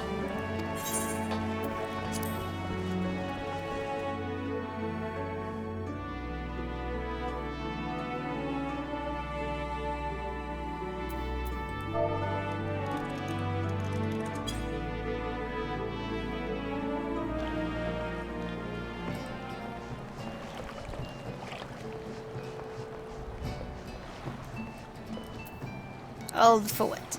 Aldfoet's a big sailing ogre. Big green one, too. Tetaroon? Aye, I saw him. That is to say, I seen him. Okay. He took himself north through Skull Valley into Oakwood. Was looking for a place run by his fellow Kikiran.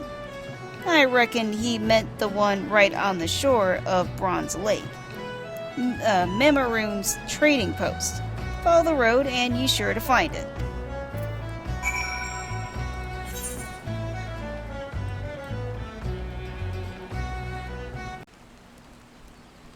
So I found Tataroon, and he also looks like an anteater. Customer, be welcome. Not customer? Not come with custom? Bring something for Tataroon? I did. I've got your little scarlet earring that you forgot. Tataroon, forget this! Tataroon at Druther's. Tataroon swore would never forget earring, but never forgot. Tataroon thank. Tataroon thank. Good Biscaroon, doing good? Good. Biscaroon good to Tataroon. Tataroon miss good Biscaroon. Huh. Oh, I get to pick something. That's not me, that's not me. I get a crappy dunce hat of shame, which I'm not gonna get, so I'm gonna get some money.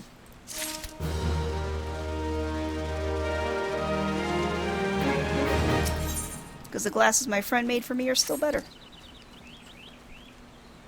Tataroon. Good, Biscaroon, help Tataroon. Tataroon dead without good Biscaroon. Must give thankies. Many, many thankies. Tataroon make Kikirin fire water for Biscaroon. Biscaroon love fire water. You help Tataroon make fire water? Need thingies to make. Need many, many thingies. Need Curl pup whiskers. Need 3 good Curl pup whiskers.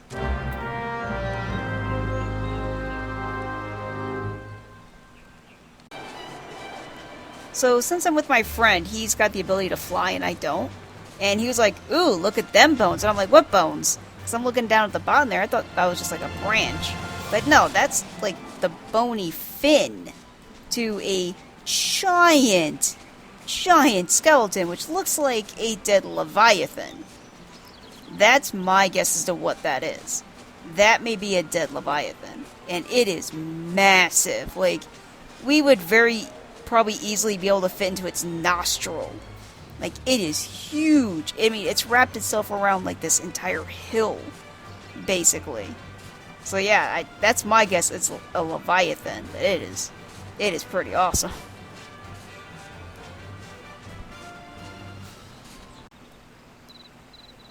Tataroon, I got your whisker thingies. Tataroon make firewater for Bascaroon. You bring thingies Tataroon need? I did. You brought all thingies. Tataroon make firewater now. Make good firewater for good Bascaroon. Tataroon start making firewater now. Good firewater take time. More time, more good. You come back later. And I got a weapon coffer. And the first time I tried going through this, I had like 4 of these weapon coffers in my inventory because I had no idea what they were for. And so I just completely ignored them. Turns out they give me a free weapon.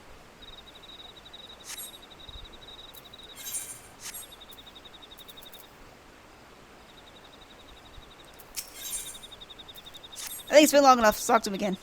Tataroon make firewater. Good, good firewater. You take to Bascaroon. Good firewater for good Bascaroon. Tell Bascaroon no drink now. Tell put away 1 year. 1 year make best flavor. Tataroon hopes Bascaroon happy. Tataroon give Bascaroon thankies. Many, many thankies. You tell Bascaroon. Tataroon make big shop someday. Biggest shop in Eorzea. Make many, many sparklies. All thanks to good Bascaroon.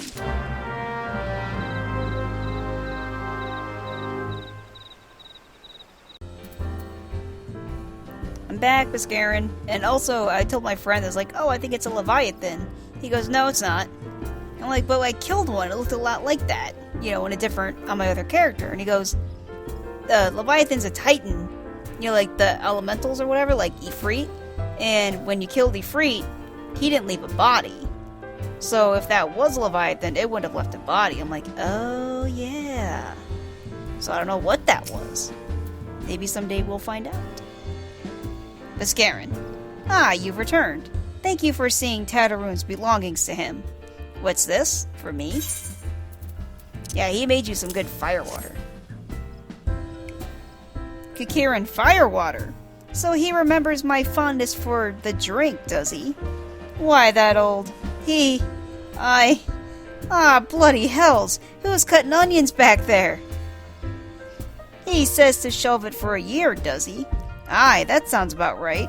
I hate to have to wait, but I reckon it'll be worth it. This stuff has an aroma and body unlike any other drink I know. It's gonna be a long year.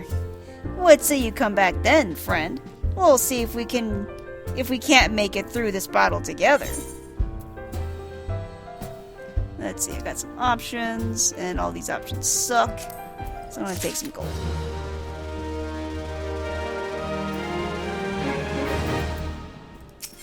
Talk to him again. There was word while you were away.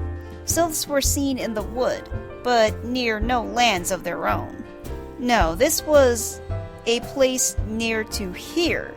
A place we've never known a sylph to come. Something must have given them cause to venture this far. More than likely the missing sylph elder among them. Here, I've marked the tract where they were sighted on your map. Go see if there's anything to be seen. Let's see. The quest is called Sylphish Concerns. Oh, there's a lot of stuff on my map. Holy crap. I'm back. Biscarin. So, was there aught to be found in the wood? What did you come to? Garleans? In this part of Twelve's Wood? For sylphs and now Garleans, and all in the same place. It cannot be mere coincidence. Might the Garleans be following the sylphs? Tracking them or giving chase, mayhap? But no, not this far into the forest. The Whalers' spires are everywhere. Imperials could never have stolen past them all. How in the bloody hells could they... Unless someone guided them through. Someone who knew where the spires stand, and when the Whalers watch. A Gridanian traitor. Uh-oh.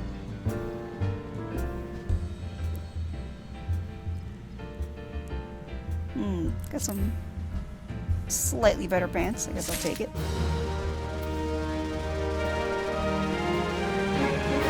You sense the presence of a powerful mark. I don't know what that means.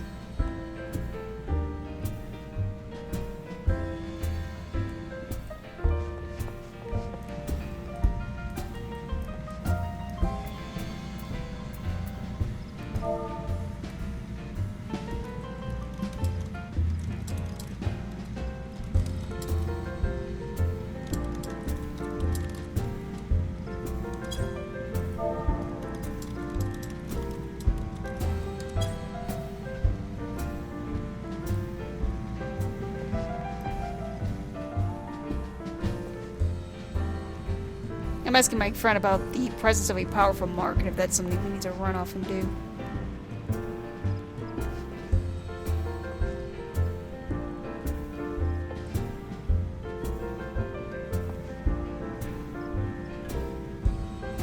So you have to be quick on your toes when you see those things.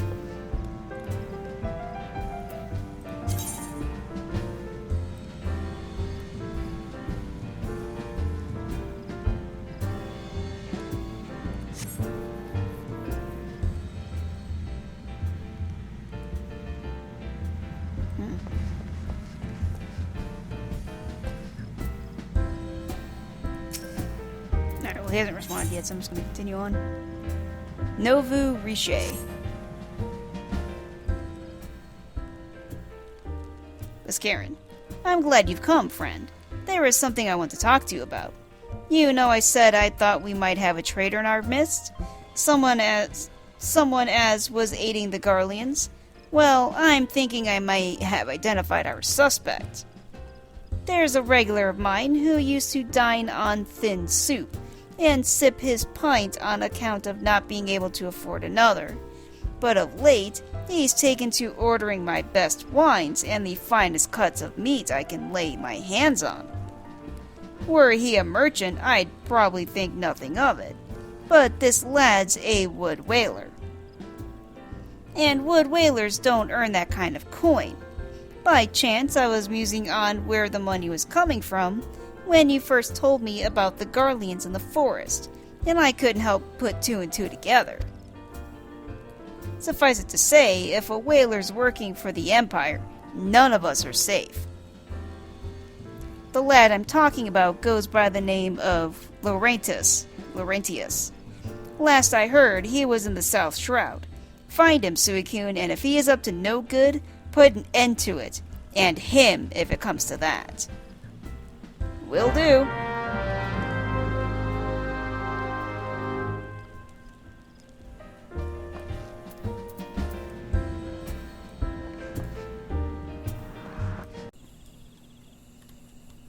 Laurentius, my good fellow, hiding behind a tree.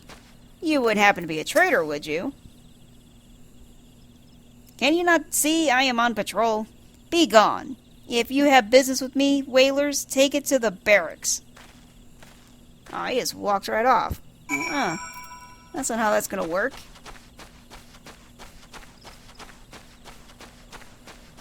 I'll find you.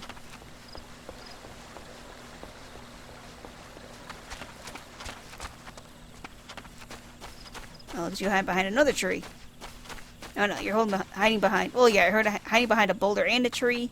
Oh, and some boxes of supplies.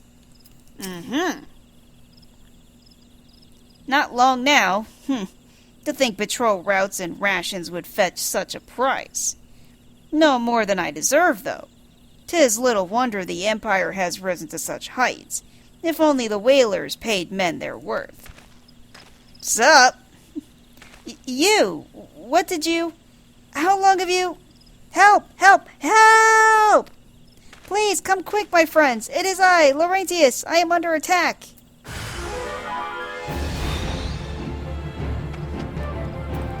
Oh, they actually came to help. God, I thought they'd leave you to suck and die, but... I mean, they don't know that I just killed their ass. They're like, oh, someone knows our secret. Better go kill them.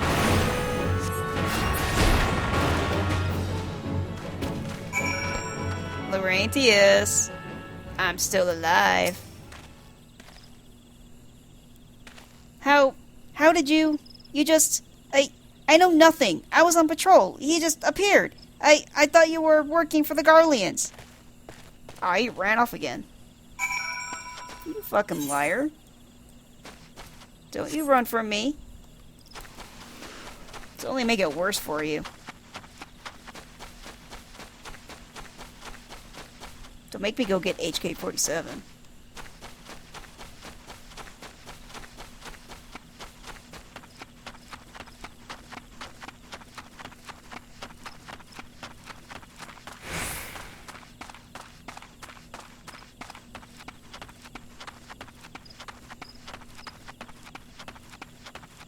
So with that, presents that I told my friend about, I asked him about, and he says... You know, the hunt train already got it, which is why I continued on to the mission. He goes, okay, so once you get to level 50 plus, you can do a quest at your pirate army base that lets you take hunt bounties. The rarest and biggie get the message. Those also take doing something specific. In this case, it spawns based on the solar cycle of the moon. It only spawns after a new moon and during night. In-game new moon, not real. Oh, okay. Wow, that's really cool. Alright, let's go track this motherfucker down.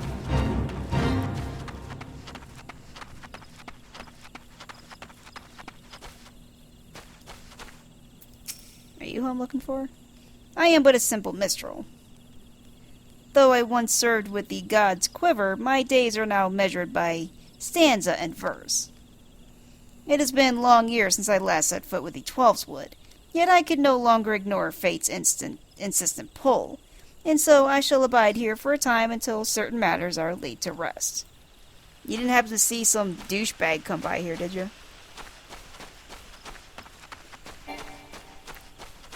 Here he is, speaking of the devil. Laurentius, I see you. Oh, I gotta leave party.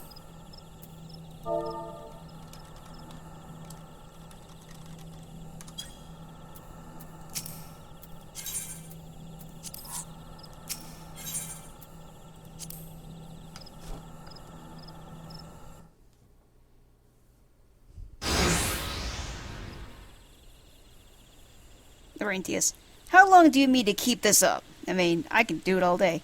What is it you imagine I've done? Enough. Enough, I say. I think you're a traitor. And a bastard. He shrugs. It's over then. I sold maps and rations to the Empire. It was I. I meant no harm. I only wanted the coin. The Whalers are good. Strong. I was proud to join their ranks. Am proud. But they do not provide. They preach. They preach justice, honor, duty. But in the end, it is those with money who do as they will. Who live as they will. I mean, that's kind of the whole point of, sacrifice and shit. You don't live the way you want because you're basically living to help others. That's how that works out. So I sought an opportunity to change my fortunes, and took it. All I've done for money.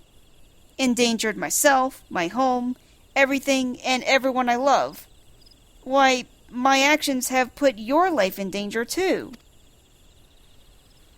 Kinda realize what the fuck... Oh, wait, now he's laughing. Uh-oh. That's not good. Though you do not yet realize how much. Bloody idiot. Did you imagine that you had cornered me? It is not I who is cornered. Garleans, I brought the Elysian bitch. Oh, now you're just being racist. Permit me a question, if you will. Are all adventurers so deluded as to believe they can challenge the power of Garlemald? You would need a veritable mountain of gil to fund such an endeavor. Such is the cost of fighting great power, or of making it, or of remaking it, as we will Gridania. Wouldn't the elementals be super pissed about that, though? Red Belly Gutter? That's a dude's name. So that's the way of it. Swapped your hard bunk at the barracks for a feather bed in Garlemald, did ye? Spits. Who's that? Huh. Are these whalers? They don't look familiar. And they're... One dude, the guy that's talking, is wearing red. You there, Elysian. You stand here at Old Busk's wish, no? Then you don't stand alone. Oh, we got some drinking buddies here. Alright, that's cool. Defeat Laurentius and his party. You mean to stand against the might of the Empire with this, this red-belly rabble on your side? Your eyes betray your words, coward. You know full well the whalers fear the wasps sing. I mean, just like Nero says, like, well, with allies like that, who needs enemies? So, they're only, gonna be nice to you until they force them to death. That's how empires go. See how that works out? You're fine so long as you're useful and never ever do anything wrong. As long as you do something wrong, then they murder you.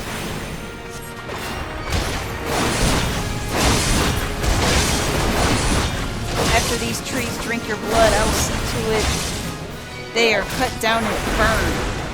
Wow, such a for show them what happens to those who oppose the Empire.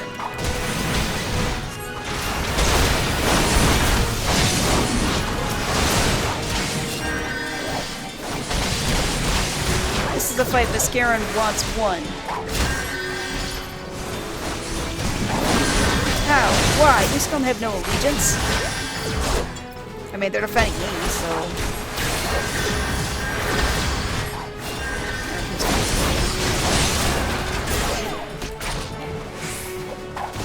We're done.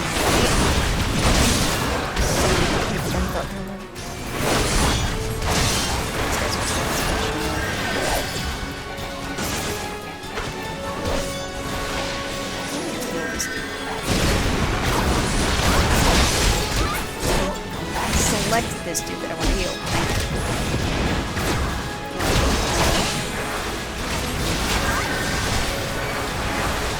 Can't use my skill. I'm not going to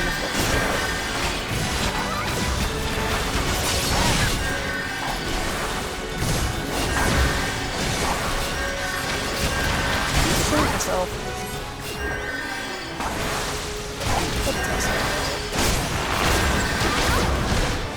Unless you're just getting that hurt that fast, and my heals just don't do shit. Which I guess it's possible. So this is to be my end.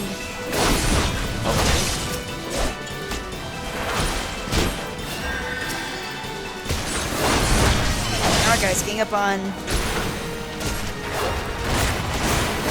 It says Legless Laurentius. Did we cut his name?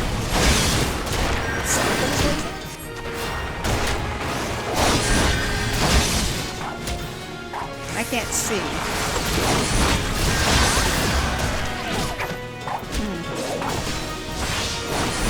That'd be crazy if someone actually cuts it. How? How did it come to this? You were greedy. That's how.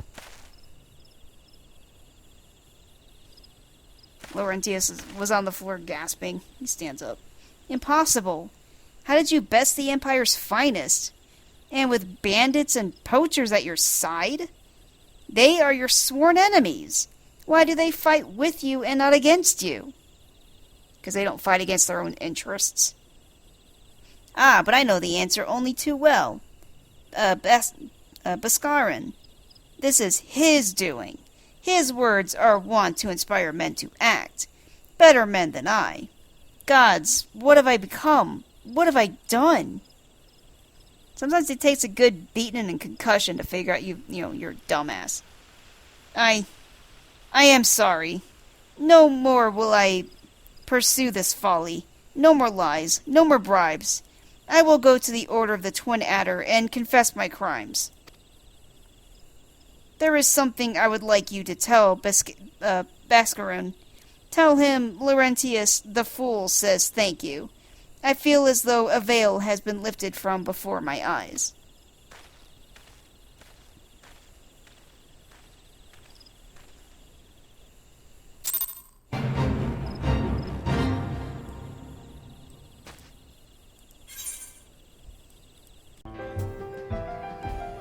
Bhaskaran, there's a story to tell you. I, Laurentius, confessed to his crimes. I just had word from the Twin Adder. Seems he marched straight into the nest and gave himself up. The lad's had quite a life, you know. His mother was killed by a brigand when he was only small. As a young man, he joined the Whalers, hoping to spare his fellow Gridanians the misery he'd known growing up. Trouble is, protecting Gridania is too big a job for one man, and he came to believe that he couldn't make a difference, that it was hopeless. There are a few things more dangerous than desperation, and a man lost in the dark is easily drawn to the glimmer of a coin. I reckon he thought if he couldn't change the lot of his fellow man, he might as well change his own. Thing is, he was making a difference, just not his own. Somehow he'd failed to grasp one simple truth, that those things we cannot do alone, we must do together. Eh? He asked you to thank me, did he? Then there's good in him yet.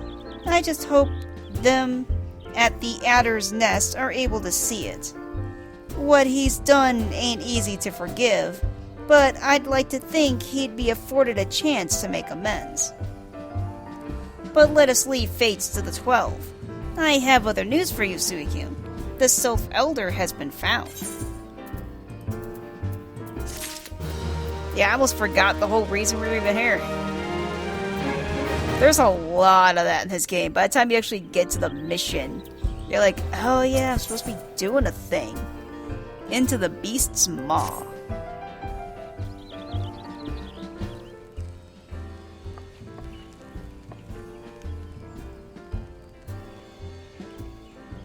Bascarin. Oh, I see, Yida and Palpamio showed up. Bascarin. It's taken a fair old while, but we finally got our hands on some reliable information concerning the whereabouts of your missing green friend. Palpamio. Ahem. His name is Phrixio, and he is the eldest among the sylphs of Little Solace. Long has he represented his kind in dialogue with the Gridanians. Yida. Yes, he's like a bridge between us and them. A small leafy green bridge that we can't find at the moment. And bridges are no use if you don't know where they are. That's why it's so important we find him. Bascarin. There's an abandoned dungeon called the 1,000 Maws of Toto Rock here in the South Shroud.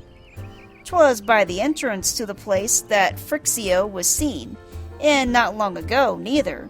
If you hurry, I reckon you'll find him. Norexia. Walking ones, please help this one. This one needs help. Needs help to help Elder One. Poor Phrixio. Poor Phrixio! Oh, this one looks a little different. So this sylph has got a mask, or what to us would look like a mask, covering his face. Bascarin. Whoa, whoa, whoa! Hold your chocobos! Take a deep breath and tell us what's wrong, nice and slow. Norexia. Elder One went into Toto Rock, but has not returned. This one is worried, so very worried. Bascarin.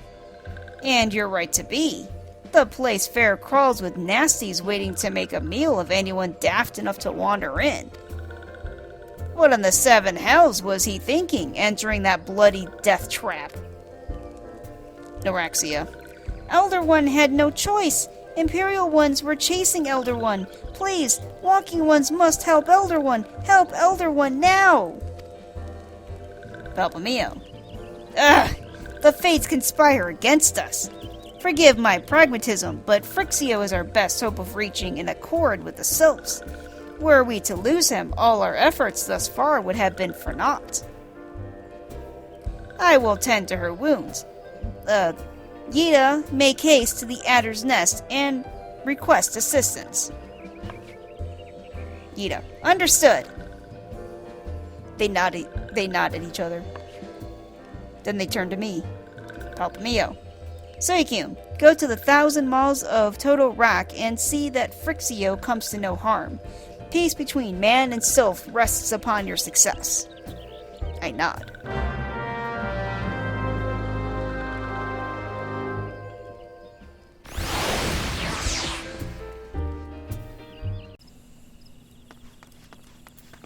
Alright, let's talk to Bloserant. I'm going to just go with that. By order of the Elder Seedseer, the dungeon known as the 1,000 Maws of Totorak has been placed under the control of... What? The Sylph Elder is inside? And you're sure of this? How in the 7 hells did he manage to sneak by?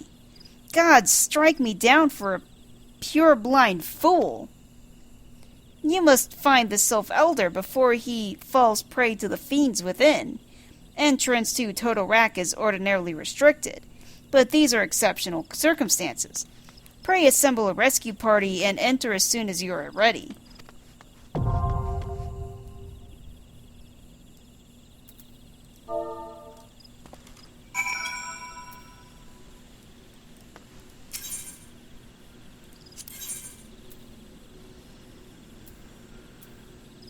1,000 miles of total rack. And let's make sure I don't have any other things selected, because I don't want to go anything by accident.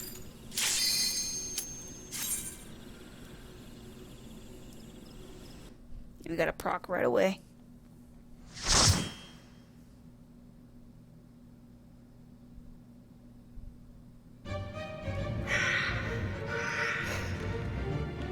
So that's like a lizard bat thing, and we're inside some straight up ruins, basically. Just your old typical ruins. Moss growing everywhere. Walls are...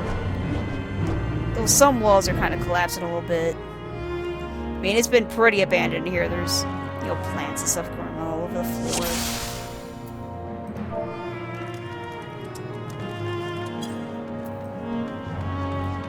Everyone says hi. Just a nice thing that we do.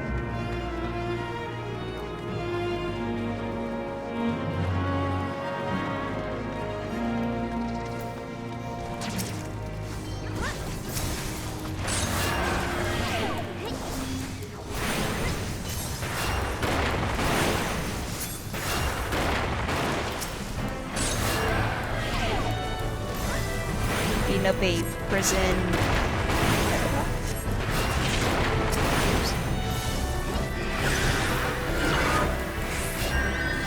Gotta get my friend.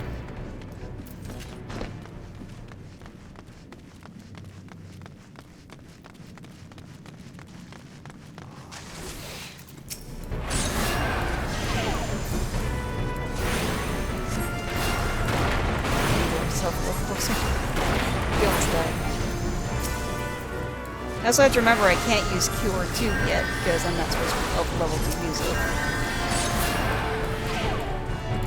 It's just the weird thing about these level missions is even though I have the skills, I'm not allowed to use them, because at these levels I wouldn't have been able to have these skills.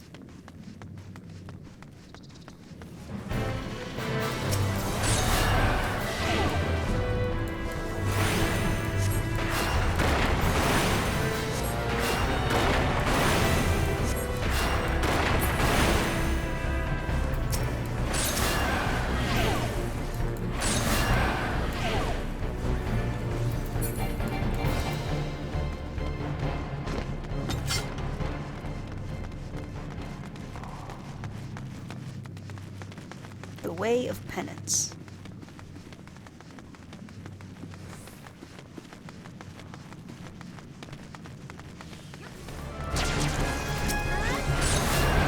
Not that it would ever take us this long, but the game gives us an hour and a half to do these missions.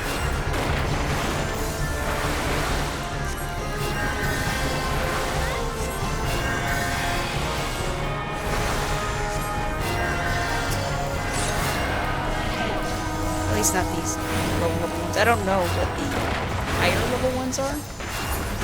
The furthest I ever got in this game was 52. I beat A Realm Reborn. I didn't even get to Heaven's Word. I kept thinking it was Heaven's Sword, but it might be Heaven's Word. It's all mushed together as one word, so you can technically pronounce it either way, depending on what the developers want to say.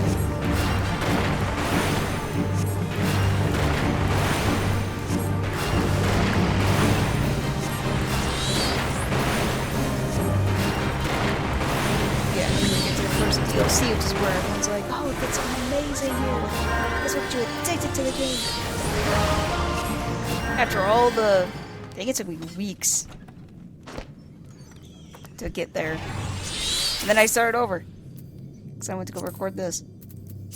Read on that. I don't need that, so it's going to greed. Water-stained notes. Is this anything? First Spear, Rido, Toto, Rack Expedition notes, engaged with sizable fiends, succeed in exterminating but casualties mounting. Must consider turning back if situation worsens.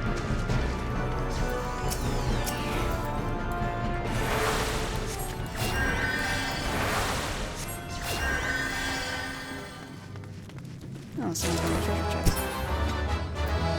That's also not my class, so greed on that.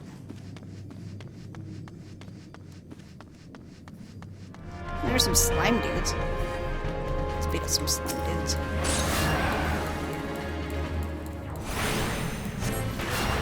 Prison pudding. That's what they're called. They look like giant green sentient slot balls.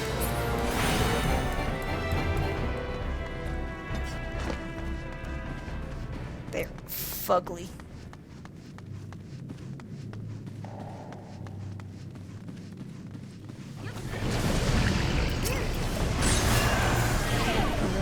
Another treasure chest. There's all kinds of treasure chests in this one.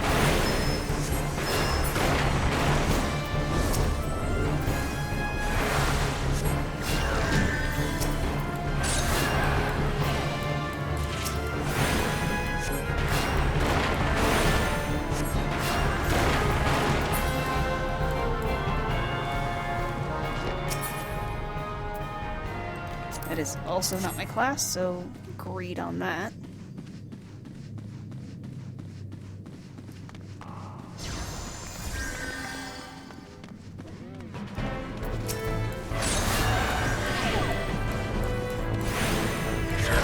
Prison's Delight, which they just look like poison mushrooms.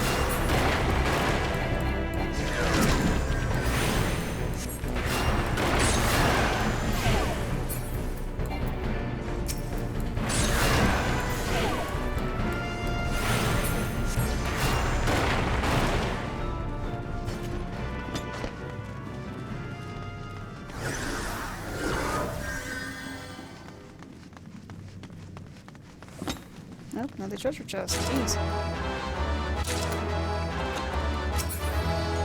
Just all over the place. And again, that is not my class.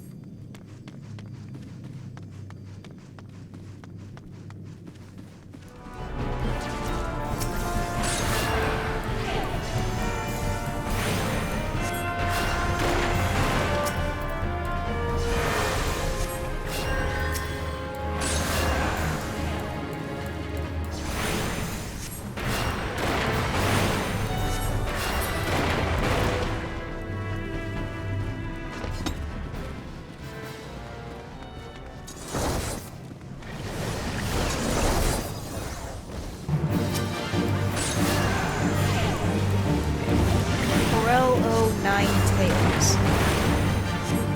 kind of like a Bulbasaur gone wrong.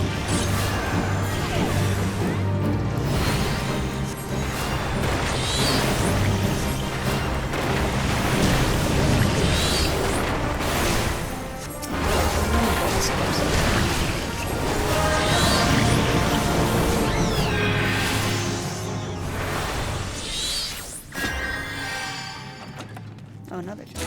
Like, that one was a boss. That makes sense. Disciple of Magic. Oh, hey, it's actually a lot better than what I'm wearing. Okay, I'm gonna need on that, because my gear sucks.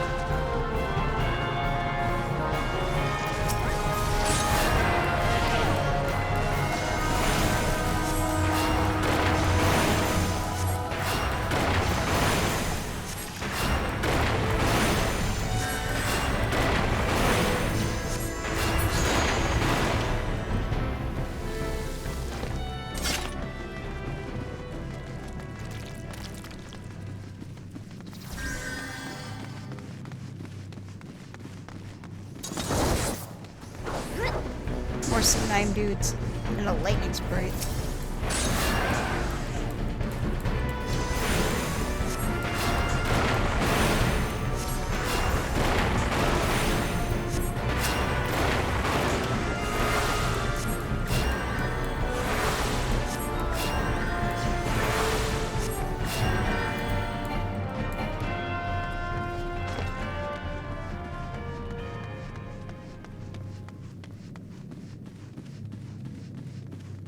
another treasure chest. Jeez.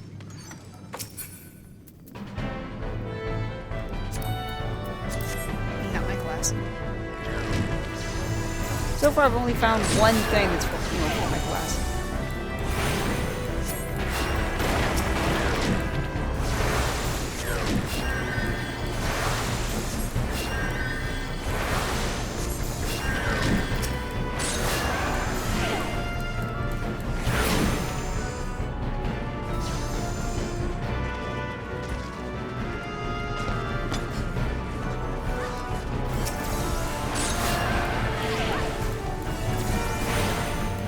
For a second I was like, is there disco lights or something going on here? But no, there's one of the player's classes spells emit all kinds of like colorful disco lights.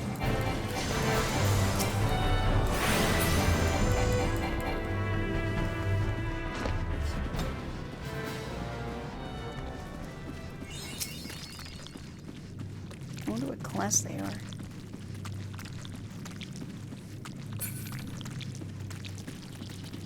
Alright, final boss.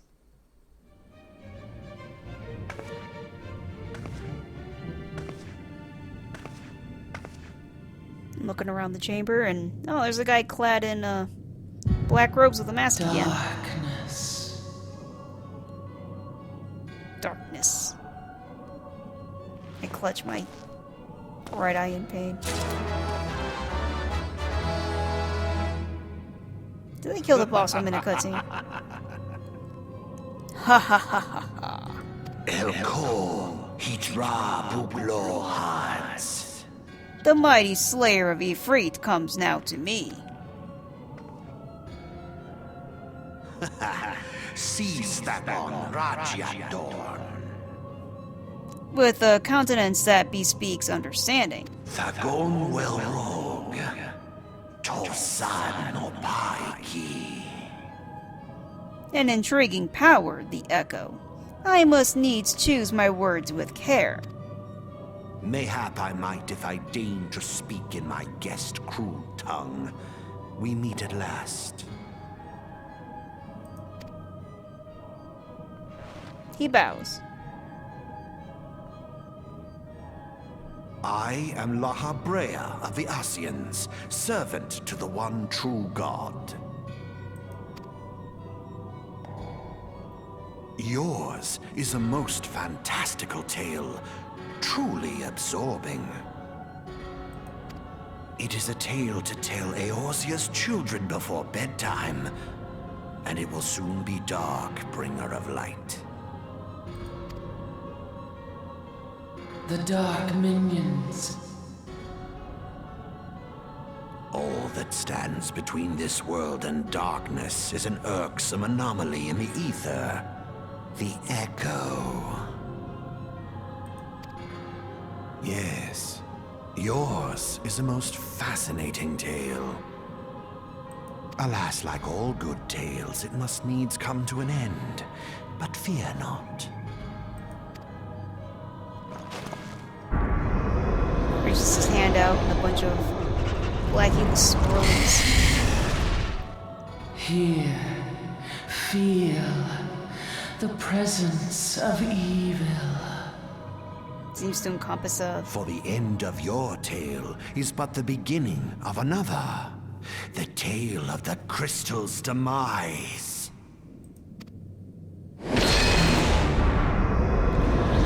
He raises his hand and a whole bunch of black and purple smoke will come from it. I think he had corrupted like a forest giant spider or something. Yep, there it is. He's got a red symbol covering his face.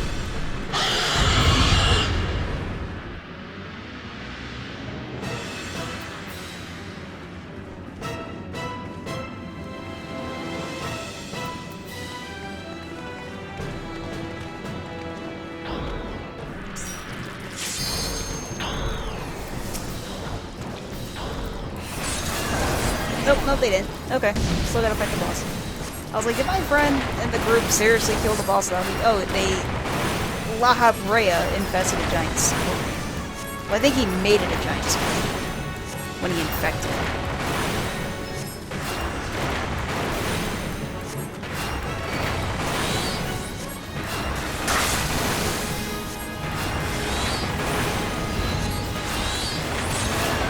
group are like, what's taking her so long? Into the cutscene.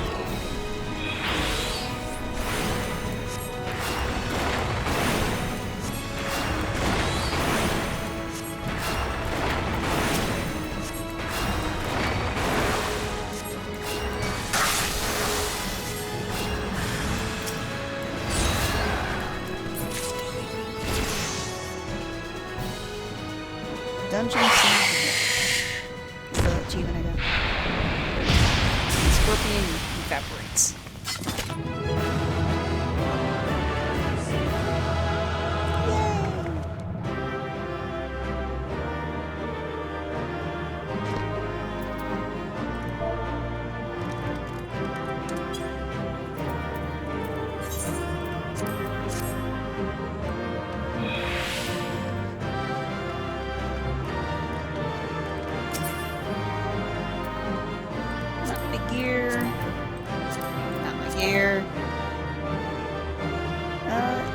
Is my gear?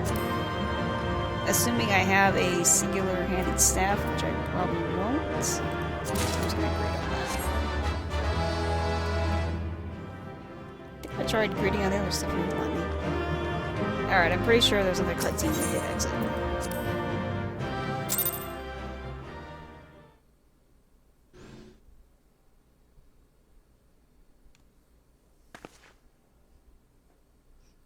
I turn around and look around.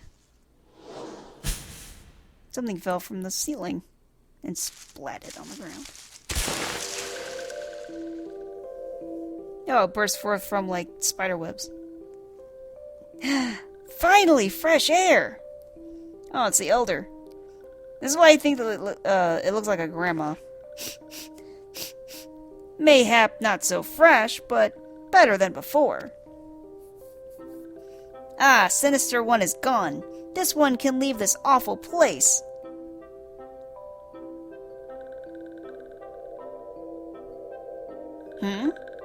Did Walking One vanquish the many-legged one?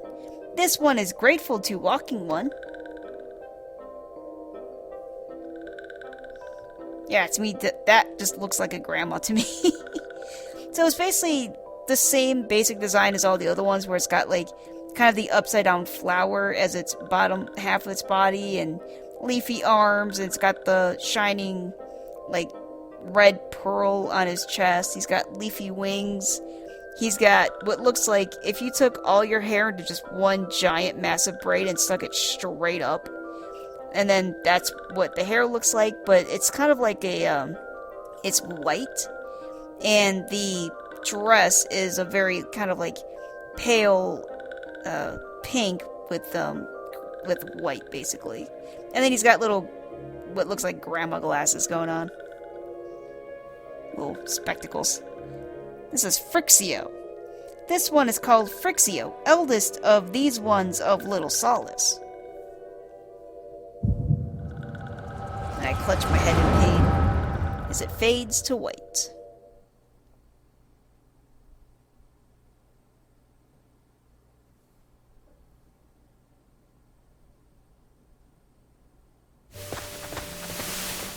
I'm getting a vision of when the Garleans attack.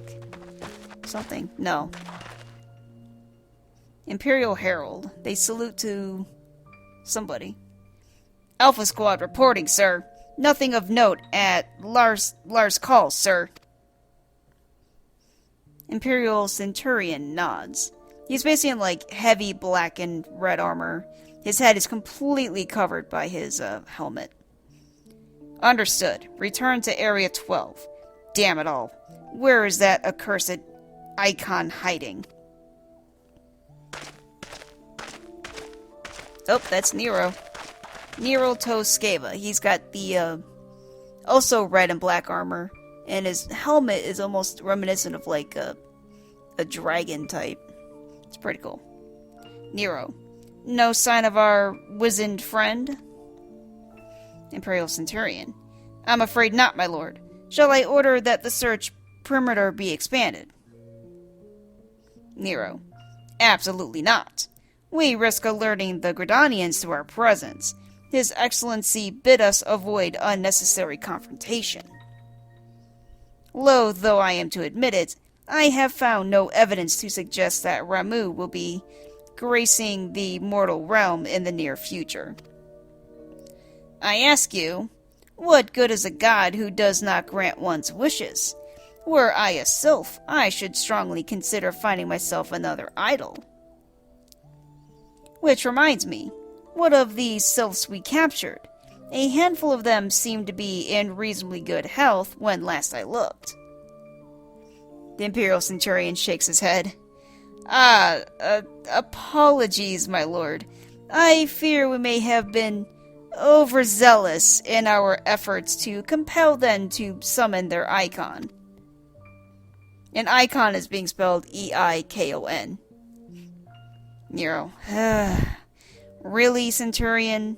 Were you not aware that the vegetables bruise easily? It is well that I did not entrust you with the important task of making my dinner. Well, mayhap it was a kindness. Better dead in truth than dead to one's own god, I suppose, if you believe in such things. Nero looks to the sky. Dawn is upon us. Make ready to withdraw. They all salute. And then run off. Useless. We are so close to completion. I can fair taste it, but at this rate... No, I must be patient. Our efforts will bear fruit in due time.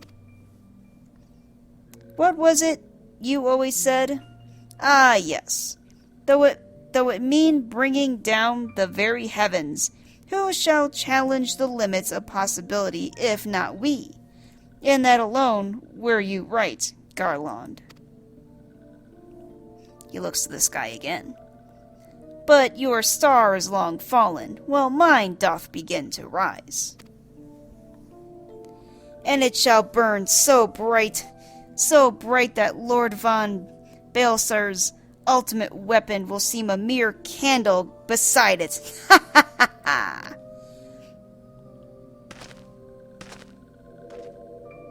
He just kind of casually walks off. The sylphs are hiding behind trees and... Oh, here's the elder one hiding behind them too. Noraxia. Noraxia's the one that went to the Bascaron and asked for his help. Those walking ones did for Noraxia. This one is certain of it. Frixio.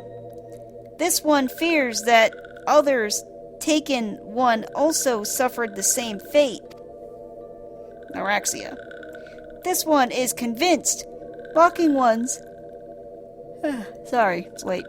Walking ones have black hearts. Seek only to harm these ones. Walking ones are not to be trusted. Frixio. Now, Noraxia. Do not pass judgment too hastily. Not all walking ones are alike. Though there are evil ones among the walking ones, there are good ones also.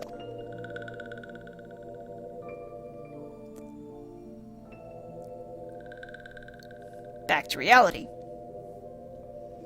Frixio. Does walking one feel unwell?